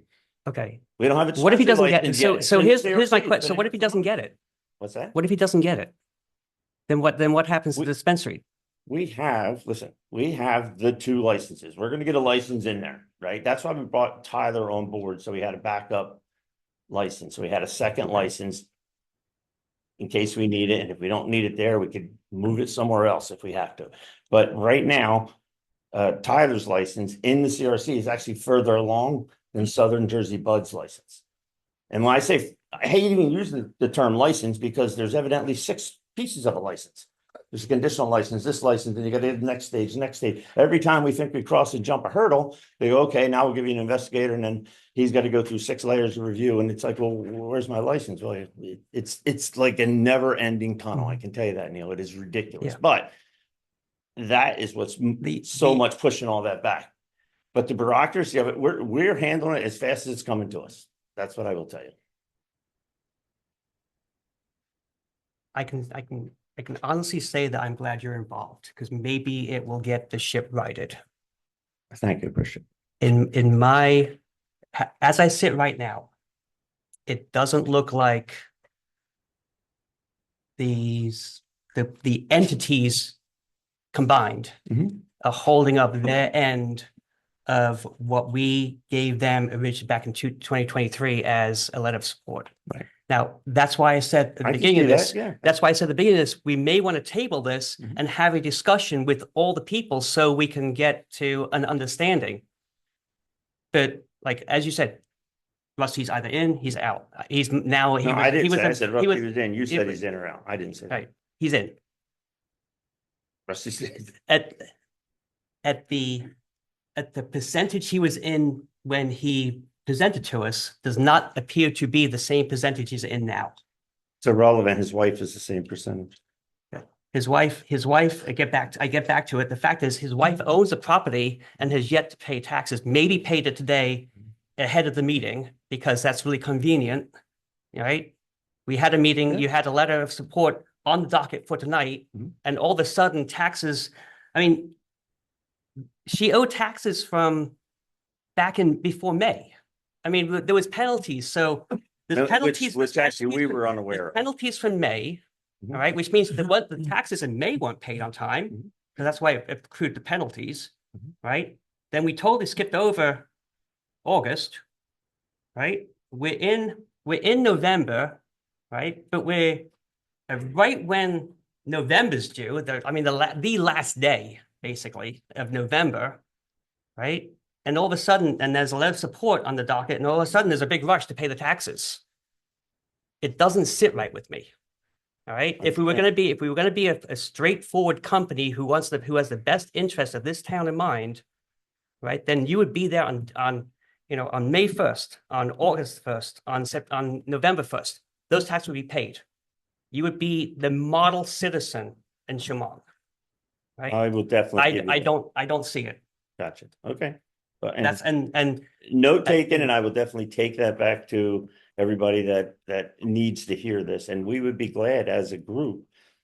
And I think that's sit what we down need. I and think talk we to need you to sit guys. down, talk to it, and see who is the point of contact. Well, absolutely. Originally, back when I was at the meeting, Rusty was the point of contact. Right? That's no longer seems to be the case. It's not right. that. Right. So, but there hasn't been any discussion on who the new point of contact is. Right. If somebody in the town needs to talk to somebody, who'd we call over there? Right. I don't want the township It's Mike. administrators to He's have. been listed as the Mike was point of listed contact for about a 3 month months. ago, or how long ago was that, Mike? Came on board in July, so early September. Early September is when he introduced himself, because we had a discussion at that point in time for the same kind of frustrations, as we weren't. Yep. The parties kept on changing. Right. But we never knew about it. And I know Doug and I reached out a couple times too on this, just because, the only time we find out about it is when we get to something like this. Yeah. And I understand why you're running a private business, but when we have to be involved to do these types of approvals and all, then we need to be brought up to speed. Yeah. And I know Mike and I had a good conversation too about the logistics of getting things into the land use board and all that wasn't happening before. I think before everybody else just expected the town to just rubber stamp this and it get through, but there's specific requirements in a site plan being submitted and having and getting your use permit to do this type of. Well, I will say this, the group prior to, and then when Mike and I brought, said, okay, this is J-Lub, something we have to do here, right? When you look through because I mean, honestly, prior to us, probably there was a lack of, I would say, them reading the fine line and saying, okay, we got to do X, Y, Z, right? So Mike and I happen to be very systematic with why we work well together, because we love checklists and boxes and we check off boxes, right? And one of the problems, and just to flashback, we didn't run into, we're talking about paying the taxes. We've been 3.5 months getting a bank account to get a check. Yeah. In 3.5 months to get a check. So did we expect that? No. Did Rusty expect it? No, I don't think anybody expects that. So yeah, Neil, there's definitely some stuff, and maybe on our part to be a little bit more forthcoming, maybe we should have came to the board and said, hey, look, guys, these are some of the problems we're running into, right? And I never thought to do that, but I'd be glad to set up a meeting to sit down and talk about it, because we want to be partners with you guys, I mean, that's a good part of it. And yeah, and it's not like this is a low profile application.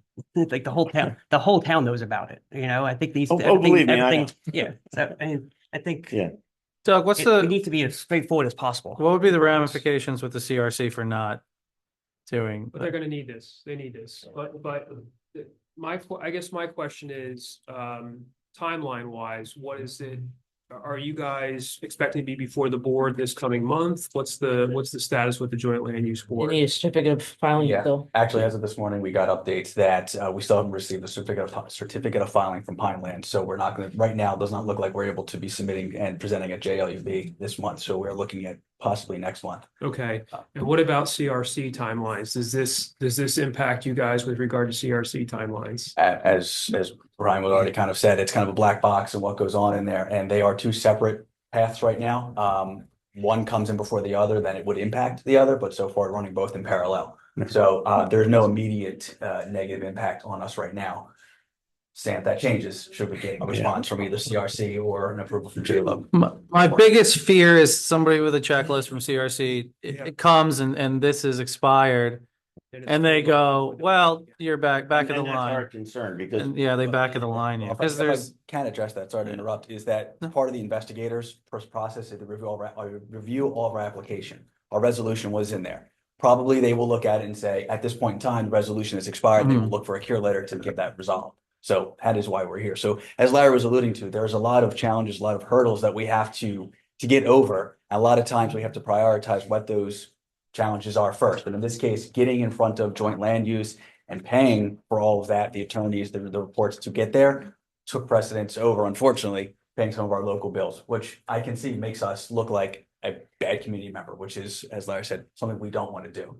So I can say, having come on board and seeing what the organization was like and what we are doing now, it is unfortunate that a lot of stuff was said while this going through the resolution, promises were made that were not kept. I can say now that the team we have, myself, with Larry, with our other investors, we have righted the ship. We are addressing everything that needs to get done, including getting on payment plans, getting our payments of taxes completed, getting all of our processes with the state, following all protocols for local resolutions as well as the state. And so I can say going forward, we are going to be a much better neighbor than we've been in the recent past. So our next meeting for this board is December the 3rd. Impact with the CRC for 3 weeks. Again, if we get a response saying that we are further along in the process of CRC and they're looking for additional, well, they are going to look for additional stuff related to the facility. If we get that, more than likely, we're not going to have any kind of definitive resolution by that date. So that shouldn't impact us. I say should. You never know what the future Correct. brings. I but- understand, yeah. And just for the record, the next land use board meeting is the 17th of December. Yeah. So you know that. So far, hopefully we'll Yeah. take that, yeah. Yeah. And we've already discussed. And I would only deadlines ask for this if, meeting. you know, it's. They are literally the letter you're waiting from them, if I'm not. I don't want to speak out of line here, but the letter you're waiting for is them saying that they received the packet that we sent them. Is that basically correct? Oh, but they also approve. They have to approve the proposed development of the lot. That's the certificate of filing. So they have 30, that was listed Yeah, at 30 days review, so. Yeah. Okay. Yeah, so I mean, and now, like I said, we hear your concerns, and I, being one, can say we can, you know, have another meeting with the powers that be with the organization to assuage some of these concerns and get on the correct path. You know, we don't want to be number 13 that's come through this. We want to be successful. As I So- said, I think for such a high profile entity in Shamong, you know, we need to be as on top of everything as possible with this. Understood. And transparency Right, is we're gonna- definitely difficult yeah. with the constant Yeah. change and kickback, And we just, stand need- down the road. you know, and we just need to, you know, we can't hold one company to one standard and say, you know, well, it's okay. You know, every resident of Shamong pays property taxes, right? And we all have to pay them. You just don't get to choose not to pay them. Oh, yeah, we agree with that. So your representation is the taxes and the penalties are paid to date? Yeah. Right. and if Well, we we, were told that was done on Friday. I was on vacation, so I Friday, was. it didn't happen on Friday. Whoever came in with a credit card, and we don't take credit card payments. So Okay. they were provided with the information online to either Okay, yeah. make the payment via credit card. It's costly if you do it that way, That's fine. or I'll through follow. a direct debit. So, I'll follow up on it. yeah, tomorrow I, morning. you know, from what we're looking at, I'm not 100% sure if Okay. everything's come through on that yet. And if not, We I'll walk the money because it should have, it was all allocated and set aside for it. So Okay. I'll make sure that's done by morning. Alright. If it's And like I said, it's from right here, it's kind of hard to. Yeah, no, I get it. And my tax department left 2 hours ago, so I can't, I can't confirm anything. Okay, and if there are not any further questions or comments, can we have a motion? Thank you. Thank you. Are we tabling it or motioning on it? Well, is there a motion to table? I'll make a motion to table. Is there a second? There's no second, so the motion dies. Is there a motion in favor of resolution 2024 R-97 for the approval period, extending the approval period for resolution 2023 R-78 to support Southern Jersey Bud LLC's application for a cannabis facility license? Yeah, I mean, intended to give a little grace on this. Worst case scenario is they get kicked back to the back of the line from CRC, and just personal experience with this. It's seeing it happen to other people, not in the industry. That would be a tough thing to swallow. So I will make a motion. Thank you. Is there a second? I will second it. I'm going on the word that the taxes will be completely caught up this week, Thank you. because I don't think that we should hinder progress. If this letter would affect the CRC. I don't know all of the cannabis lingo, sorry. Yeah. Okay, Mr. Woods, Yes. Ms. Mazitis, Yes. Mr. Wilkinson, No. Mr. Croce. Abstain. Is that, Are you abstaining because you have the inability to act on this application? Yeah, I have involvement in the original. I represented Manny in this, so I think it's a potential conflict, so that's why I abstain. So under the law, when somebody has a conflict, the abstention, they are no longer counted as part of the quorum. So it says if Mike is not here, so then it becomes a 3-member body, and the vote was 2-1, so the motion carries. okay. Okay, thank you for that. We're rounding third base. The approval of the attached bill list in the amount of $2,626,307.49, which everybody's had an opportunity to review in their packet. If there are no questions or concerns, can we have a motion, please? I will make a motion to pay the bills. Thank you. I'll second. Thank you. Mr. Wilkinson, Yes. Mr. Woods, Yes. Ms. Mazitis, Yes. Mr. DeCroce. Yes, next we'll move to the reports of Township Engineer. Good evening, Anthony. Thanks for hanging with us. How you doing, everyone? Keep it short today. We're wrapping up construction has completed on most of these projects and in our process of getting closed out. We're getting towards grant season, so we'll be hearing back from the municipal aid grants relatively soon, hopefully before the turn of the year. And we also have a notice of grant funding for recreational improvements. So we'll be submitting that around the end of January. We just completed the design plans for Dingletown Park. Getting the specs ready, and they should be ready to go to bid relatively soon, within the next few weeks. Great. Thanks, Anthony. Anybody have any questions or comments to Anthony? All right, next we'll go to the Township Solicitor. Good evening, Doug. The only thing I wanted to report on quickly is the Bighorn Solar status. Brian was able to arrange a Zoom meeting with some Atlantic City Electric representatives. That meeting, I thought, went about as well as it could have gone. There does seem to be some promise with regard to some revised mapping and the ability of the Atlantic City Electric to take on an additional array on the Murphy's Pit property. Through that meeting, the people from Bighorn are communicating directly with Atlantic City Electric relative to that issue. And if they are to a point where they're satisfied that they're going to be able to proceed with that, they're going to file the application. Their intention is not to ultimately wait until the end of the process, but to go ahead and close on the property, which would be fantastic from our standpoint. I'm not sure anybody who's interested in that project is in the audience tonight. I know we've had some public interest in the Unfortunately, past, but we'll keep updating on that as we hear more. Okay, great. Anything further, Doug? That's it. Thank you. Thank you. Next, go to Township Administrator Sue. Good evening. Good evening, and first off, congratulations to Mr. Woods and David Diamond for their win in the local election. Thank you.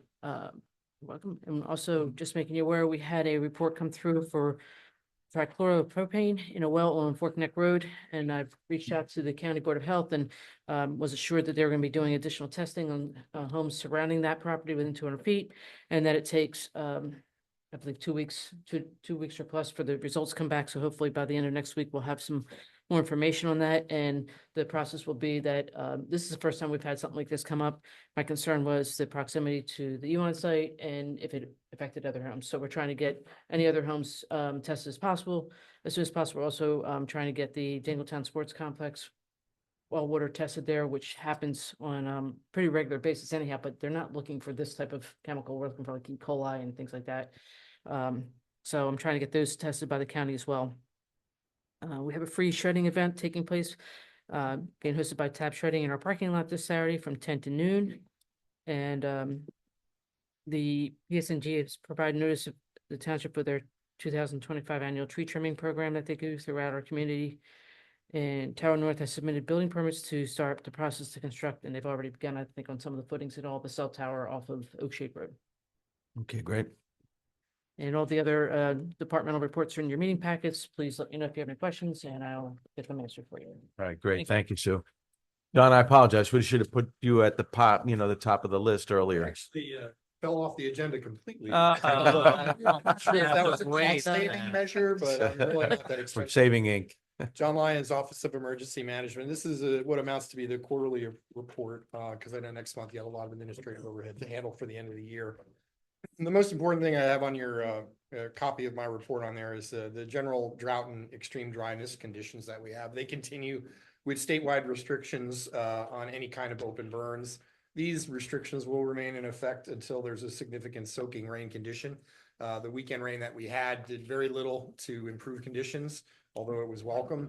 Just to give an example, we were deployed on the tea time fire at Carenza Memorial area back in July. That area is still smoking. So it's all just smoldering. It's called peating. That's all happening under the ground until the ground is saturated with water. That'll continue to happen. We've had numerous deployments in the area, both Indian Mills Fire and local division forestry, responding to area wildfires, large ones, and small brush fires within the township as well. They've all been listed currently as contained and are all being monitored.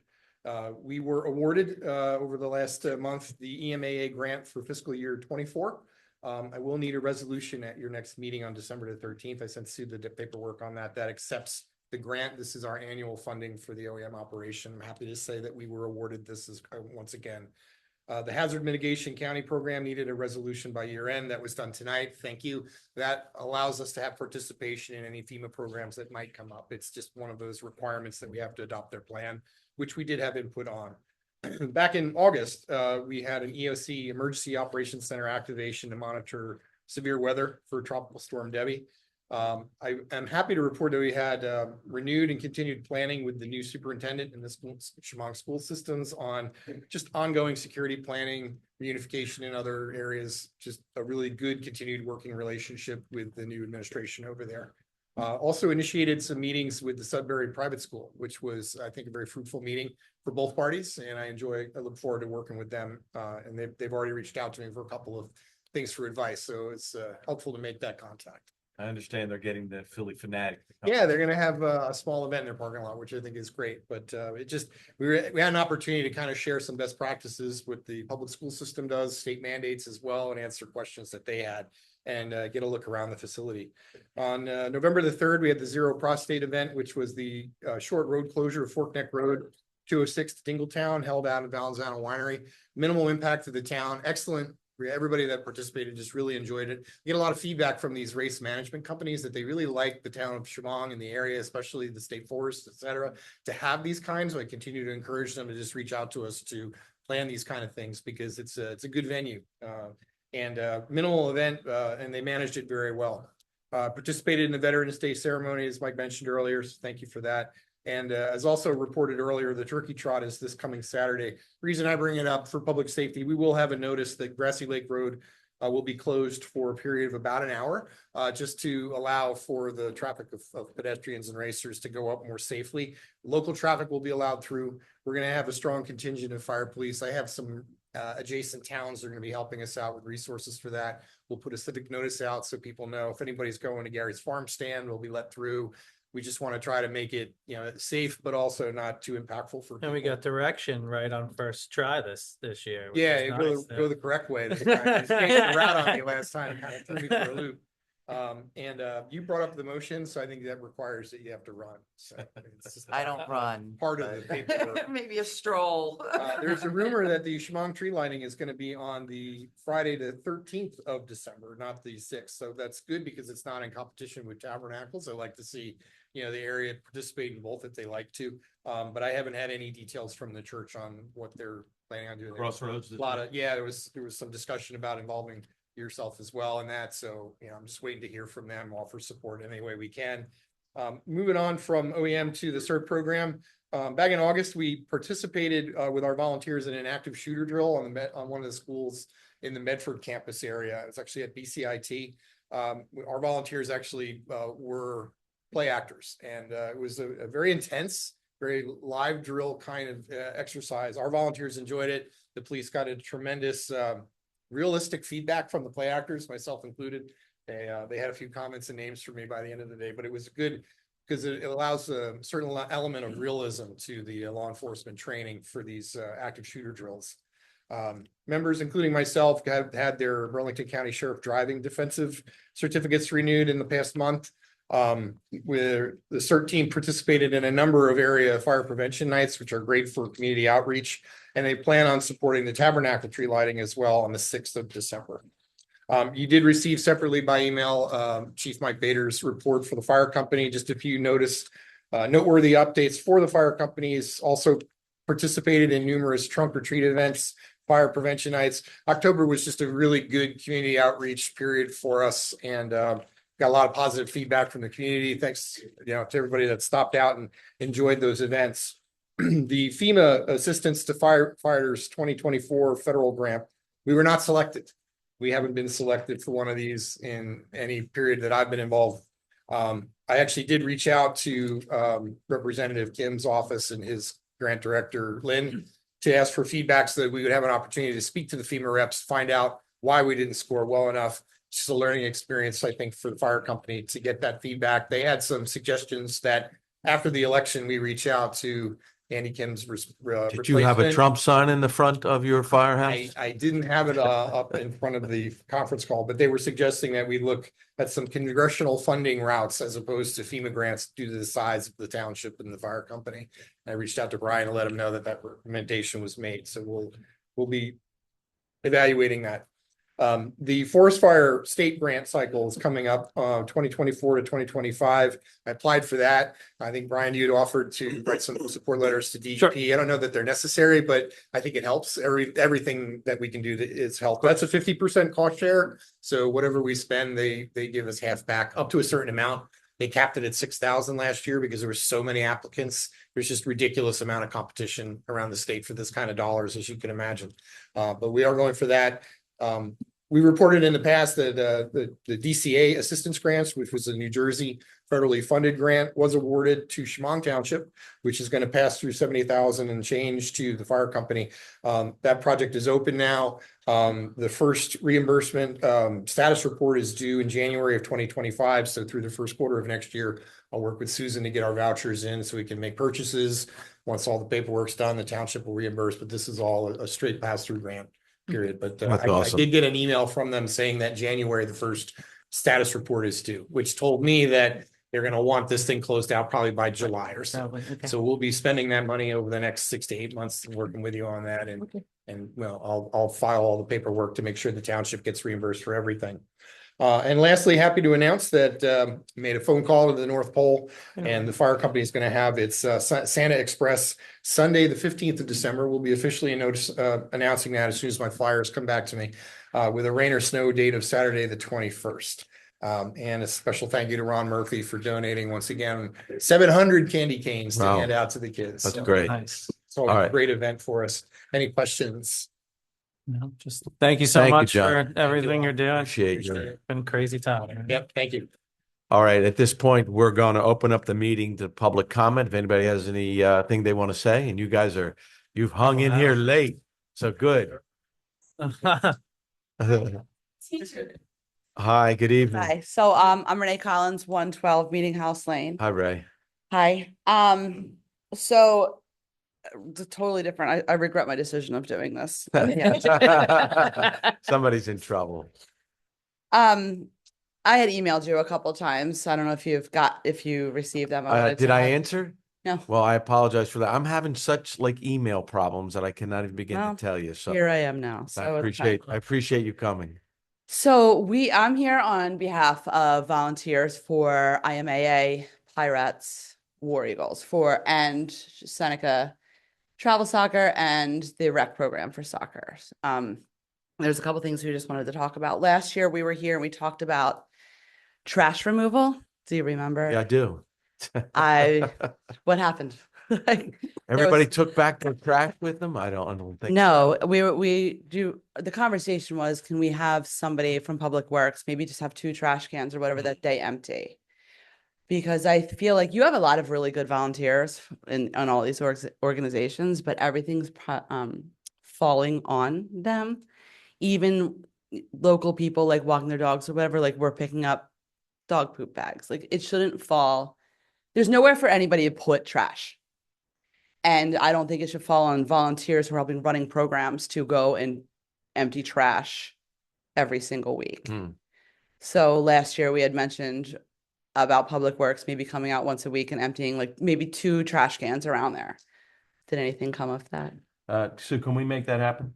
We can see, now you're just specifically talking about Dingletown. Yes, there doesn't seem to be an issue at Yeah, Stony at Creek. Stony Creek, there's a carry out and most times there's no And there's trash supposed to be there. a carry out at Dingletown as well. And, Well, It's just, it's not, I mean, and- yeah, in and theory, that Vanessa, works it's not just- fantastic. It's not just the dog, picking up at the dogs. People are gross. They're leaving diapers. Oh, there's all kinds of stuff. It's- And then it's we just- go around and we do volunteers and pick up the trash, but like I volunteer, I have 3 kids that I teach. Like I can't be picking up trash at Dingletown all the time. And it's not just me. Yeah, at some Other point, didn't we volunteers. have a big container out there? Well, there's a dumpster out. There's a There still is dumpster. And that's still there? That's there. And that gets, yeah, and people are going by and throwing their trash in there that they shouldn't be putting in there. That's actually kind of been curbed, like They big put a pieces lock- of they trash. have a lock top on it and on. Locked up and there's cameras and we've called a couple people out. Okay, well, it seems to me that we should be able to manage a couple trash cans. Can we make the unpopular decision I've been for it. I know it's unpopular with Public Works probably, but yeah, a couple dog poop cans and a couple trash cans, and I think most other parks. I mean, we have the trash cans already. Can they just empty them? Because then animals are getting in and there's trash everywhere. Is that something we can make happen? Because I think We'll we talk to should. them. All right. And Okay. Just so that I understand, because when you have everything running there nonstop. We take care of it. that's We're what I'm- talking, That's what I'm yes. saying about, yeah, if you can continue to. Yes, do that's so- not what we're talking about. Yeah. About the off-season. Yes. Yes. All right, so we think we can manage that for you and Thank get you. a couple days of maybe once or twice a week to have our guys and gals go out and empty the trash cans. Let's see how that works out. If you have the Hopefully it trash does. cans, Their trash cans are, yeah, we have Are they trash already? cans there. They're there. It would be really wonderful, though, if the public using the park, and I'm sure you would support me on this, would be a little bit more polite to the volunteers and the employees and I getting agree. things to the trash and carrying things out like the rest of the world does. I was very involved with it when my kids were little, and oftentimes there were bags of trash in my truck going to the dump. Right. Wherever, so. I we agree. did all that. Is there an option to strategically place them on different sides of the? I think like near the field house would be a great spot. And then, yeah, we don't need it like far away, but yeah, we All can right. strategically place them if they can just empty them. so do you have Ray's contact information? If you want to just call me tomorrow or shoot me an email, that way. we Sure. can- Okay. And I'm sorry I didn't get back to you. I'm usually pretty That's good at okay. my email, but something's going on. I got That's the okay. email ghost that's happening in my law office, so. All right. That's all right. I'm not done though. All Anthony, I guess I have a question for you. So what grant did we apply, like, did you guys apply for Dingle? Yeah, that was I believe that was for the county recreation grant. Mm-hmm. I wasn't personally involved in that grant at that point in time, so I'm not 100% sure, but I believe that's what it was. Is it for You know, repaving of It's- the? Yeah, I don't think that was the county, 'cause the county hasn't done one in a while. I think it was a different, Was that the DC? That could have been a DCA recreation. okay.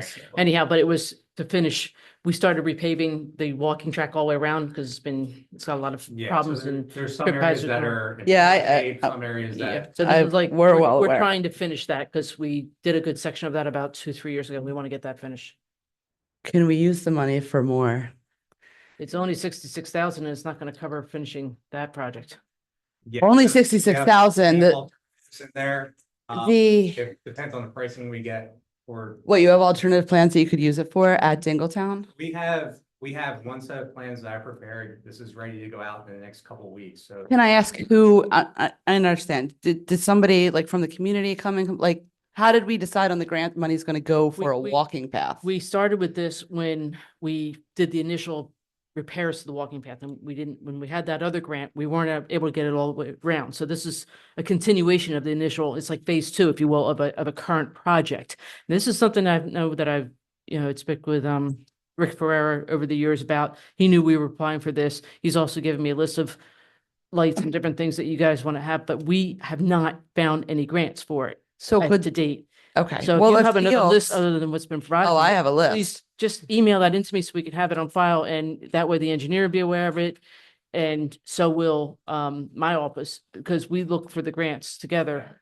Okay. And Ray, why don't you go through the list? Okay, let me give you a little bit of the list. And somebody's chomping at the bit out there to talk soon. The fields, didn't come up a sec. The fields, some of them are just downright dangerous with the lips. There are. And and again, with the volunteers, like people come out with their own machinery, their own time. And I feel like, all right, this is now getting exhausting of trying to keep up with these fields and just throwing money into the fields, where why couldn't we use some of that money for the fields or good grants? We need new dirt. We need new, And that's something, please communicate with my office, because I'm not hearing any of this until tonight. And what we have done historically is. I thought Rick was. The township has purchased infill mix for you. Usually what happens is we provide the infill mix, and then for, like I said, 15, 20 years, you guys have had somebody that has built the mounds and done everything. And, we've provided the supplies for you. Yeah, the building the mounds is stuff, but now like they almost need to be regraded. There's drainage issues. I think one of the problems that the Public Works was noticing is when the fields were wet, somebody was dragging the fields and dragging Listen, that dirt that is a onto the legit grass, which causes another problem for our machinery to Yes, mow. because that of rocks. was also addressed with him too. Like Okay. you can't do that or Yeah. drag the dirt into the grass. Like Because that is has been creating the lip addressed. that you're talking about when they're dragging the dirt off the Right. field. That's been addressed, and they've gone to try to remediate that. Okay. But the drainage issues are huge, and well, I guess we'll go with the drainage.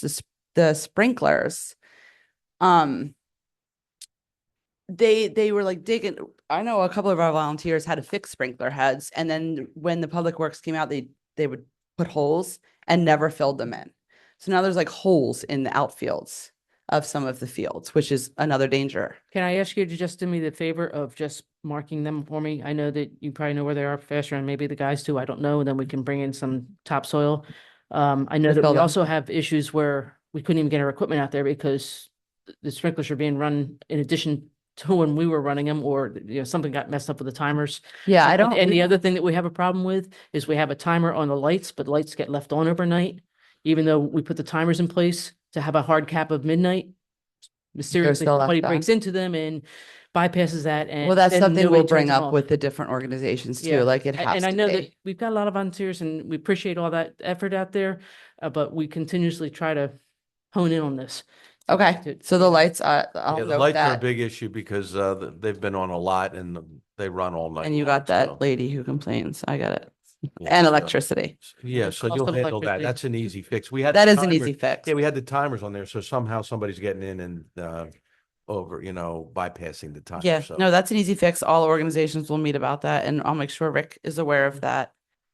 I guess the snack stand, I don't know if you've known what happened with the snack stand. We No. need to get a permit to serve food. Oh, okay. I'm Kenny. I'm actually from Southampton, but I am the president and director for the Pirates. So I work with Renee to help with Dingletown. I great. just wanted to come up and. Okay, Go thanks. ahead. We need a permit to serve food. That's the main way that we make money for our tournaments. we're not like really cooking too much. We have the outdoor grills and stuff, but Who has asked you for the permit? The town or the Burlington County. Burlington County? So somebody else reached out to them and Correct. Yes. So a person that we removed from the organization that was, Disgruntled? Disgruntled, yeah. It's a good way to put it. She should have been removed a long time ago, and she reached out to, Burlington County, and they got it shut down. They said that we didn't have a permit to run it out of the shed that is in between, Carp and BMC. And so I think we they- have to, I got all the information to be able to get everything up to code. And the Pirates organization is willing to help out with manpower. We already had money and materials set aside to redo the barn before any of this already happened. We went through and gutted everything before all this ever happened. And she still called on us because we removed her from her duties. But what it comes down to, it's not a problem as what the barn is. It's a problem where the food is being kept. So that could be set up as quote unquote a food truck, as a food truck license, but we have to be able to keep our food with some place that has is up to Burlington County's code. So right now we are keeping our stuff at Patty Boker because they have all their certifications. We would like to be able to do it at Dingletown, and we will do the manpower and everything that we need to do to be able to get that up to code. One of it that you had already spoken about was getting the water tested. To be able to serve food out there, it has to be tested monthly. the park is, but there's that building structure. I don't believe that's tested. I think It's not. the snack stand is. No, George from Burlington County had let me know that it has not been tested. Because to be honest with you, we weren't aware that you were doing this level of operation out of that little shed, so. Well, honestly, it was like. It's really not a huge It was operation. just like. I mean, if you're selling bottled canned sodas, Right. prepackaged food, then, and that's what I thought historically was going on there, but if you're preparing things, then that's a totally different Right. set of requirements. All the stuff that we got thrown into and found out, I literally just took over in September and found this out 2 weeks after I took over. So yes, but in the meantime, I've been working to try to get everything up to code to what we need to do. Including raising money and trying to get volunteers and donations from family members and places around to be able to get everything so that we can go in and fix everything up and have it perfect. In the meantime, is it worth getting an actual food truck out there? Did they So that share the so for the wealth actually with you? we did that. We did that for one of our tournaments. We had 2 different food trucks come out. And then they gave us money back. But it's nowhere near what we need Could to make on make. our own. Because we don't charge our families and our players to have winter workouts. So all this money that we raised during this time pays for our kids to play in winter workouts. We also don't charge our families for any of the tournaments that we host. So we host 3 in the fall, 3 in the spring. During that time, none of our players pay a dime to be able to play in those tournaments. That's all from, sponsorships and from people helping out and volunteering. And all the volunteer work that they're doing. at their Right, homes. and that's Sure, the Pirates, but like the Indian Mills Rec, they pay minimal fees. They try to keep it low for kids who, like, it's hard. Sports are expensive. So like the food that we sell helps pay for their end of the year celebration, their trophies, they play in a tournament. So like all of that money is going directly back to the kids. So it's like a way we need to keep generating this revenue. And War Eagles is the same way. War Eagles, same way. So what would you have to do to kind of renovate the snack shed to make it your dream snack shed? Well, my dream snack shed looks like like Patty Boker. Yeah. It needs to be like gutted. The snack stand, all that stuff needs to come out. You need new shelving. The bathroom facilities are atrocious. There's drainage issues in there too.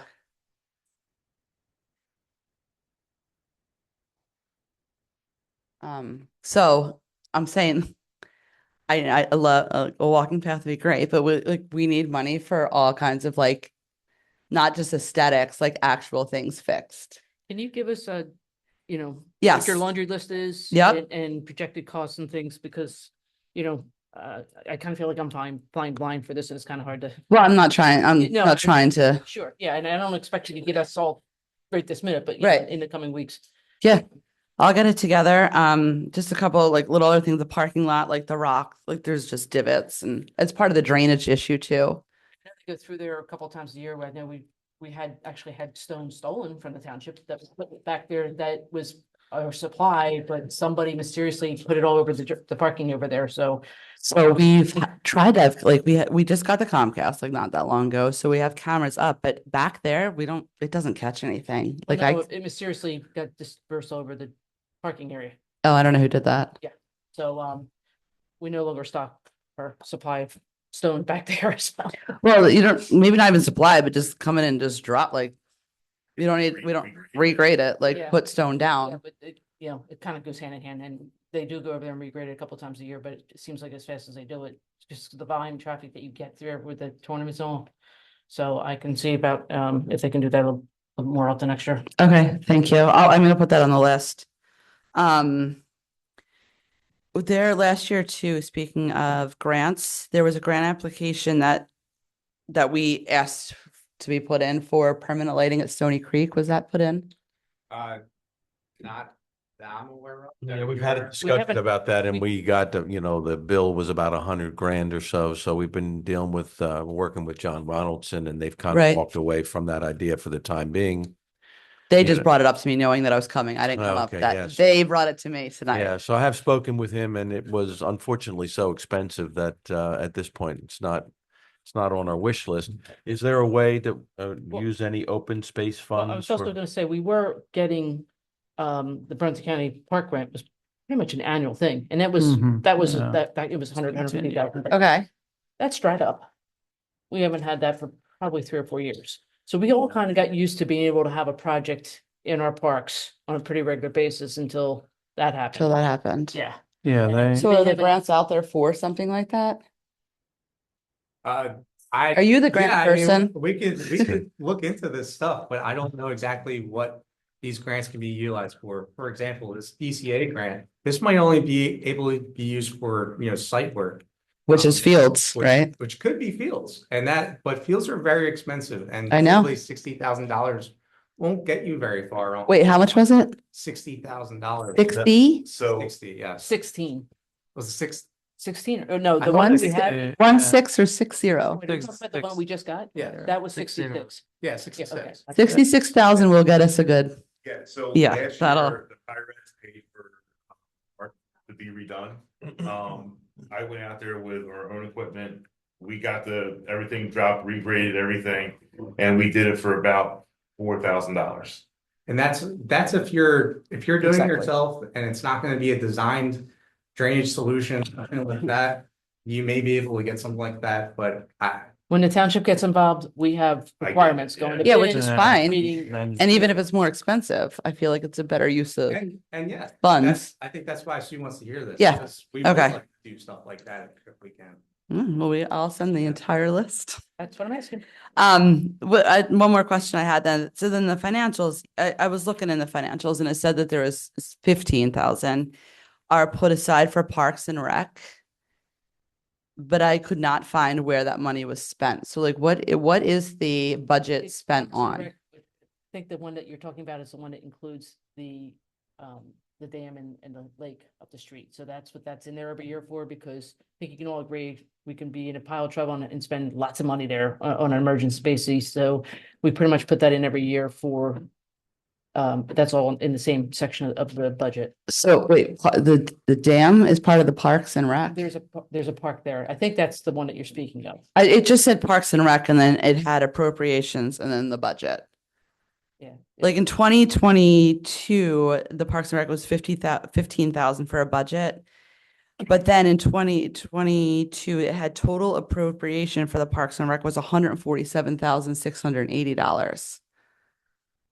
Yet the budget was only 15,000. I'm sorry, without Yeah, I think I'm we got just- a grant, and I think that went towards the lighting up at Dingletown. We're going back a few years. 2022. And yeah, well, that's. What was the lighting? Because I've been yeah, volunteering so since it wouldn't be there. 2018. So how about Stony We Creek? did do a lighting project on one of the fields over there because that's when we also included all the timers. So, Okay. So believe it or and not, I mean- because it's in the budget year, that year, it might have been started in like Yeah. 2021 by.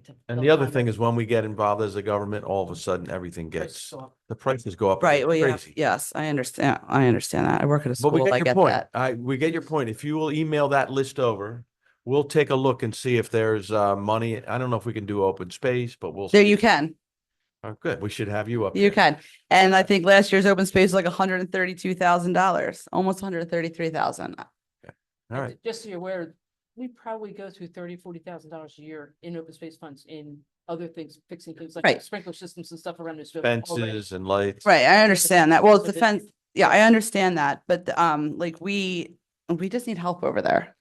We need help. All right. We got. It's The last thing I wanted to bring up Yes, too sir. is, so with the Pirates, we're all girls softball. So I run, we have an 8U, 10U, 11U, 12U, 14, 16, and 18. So we have 7 teams of all girls. We have one with lights.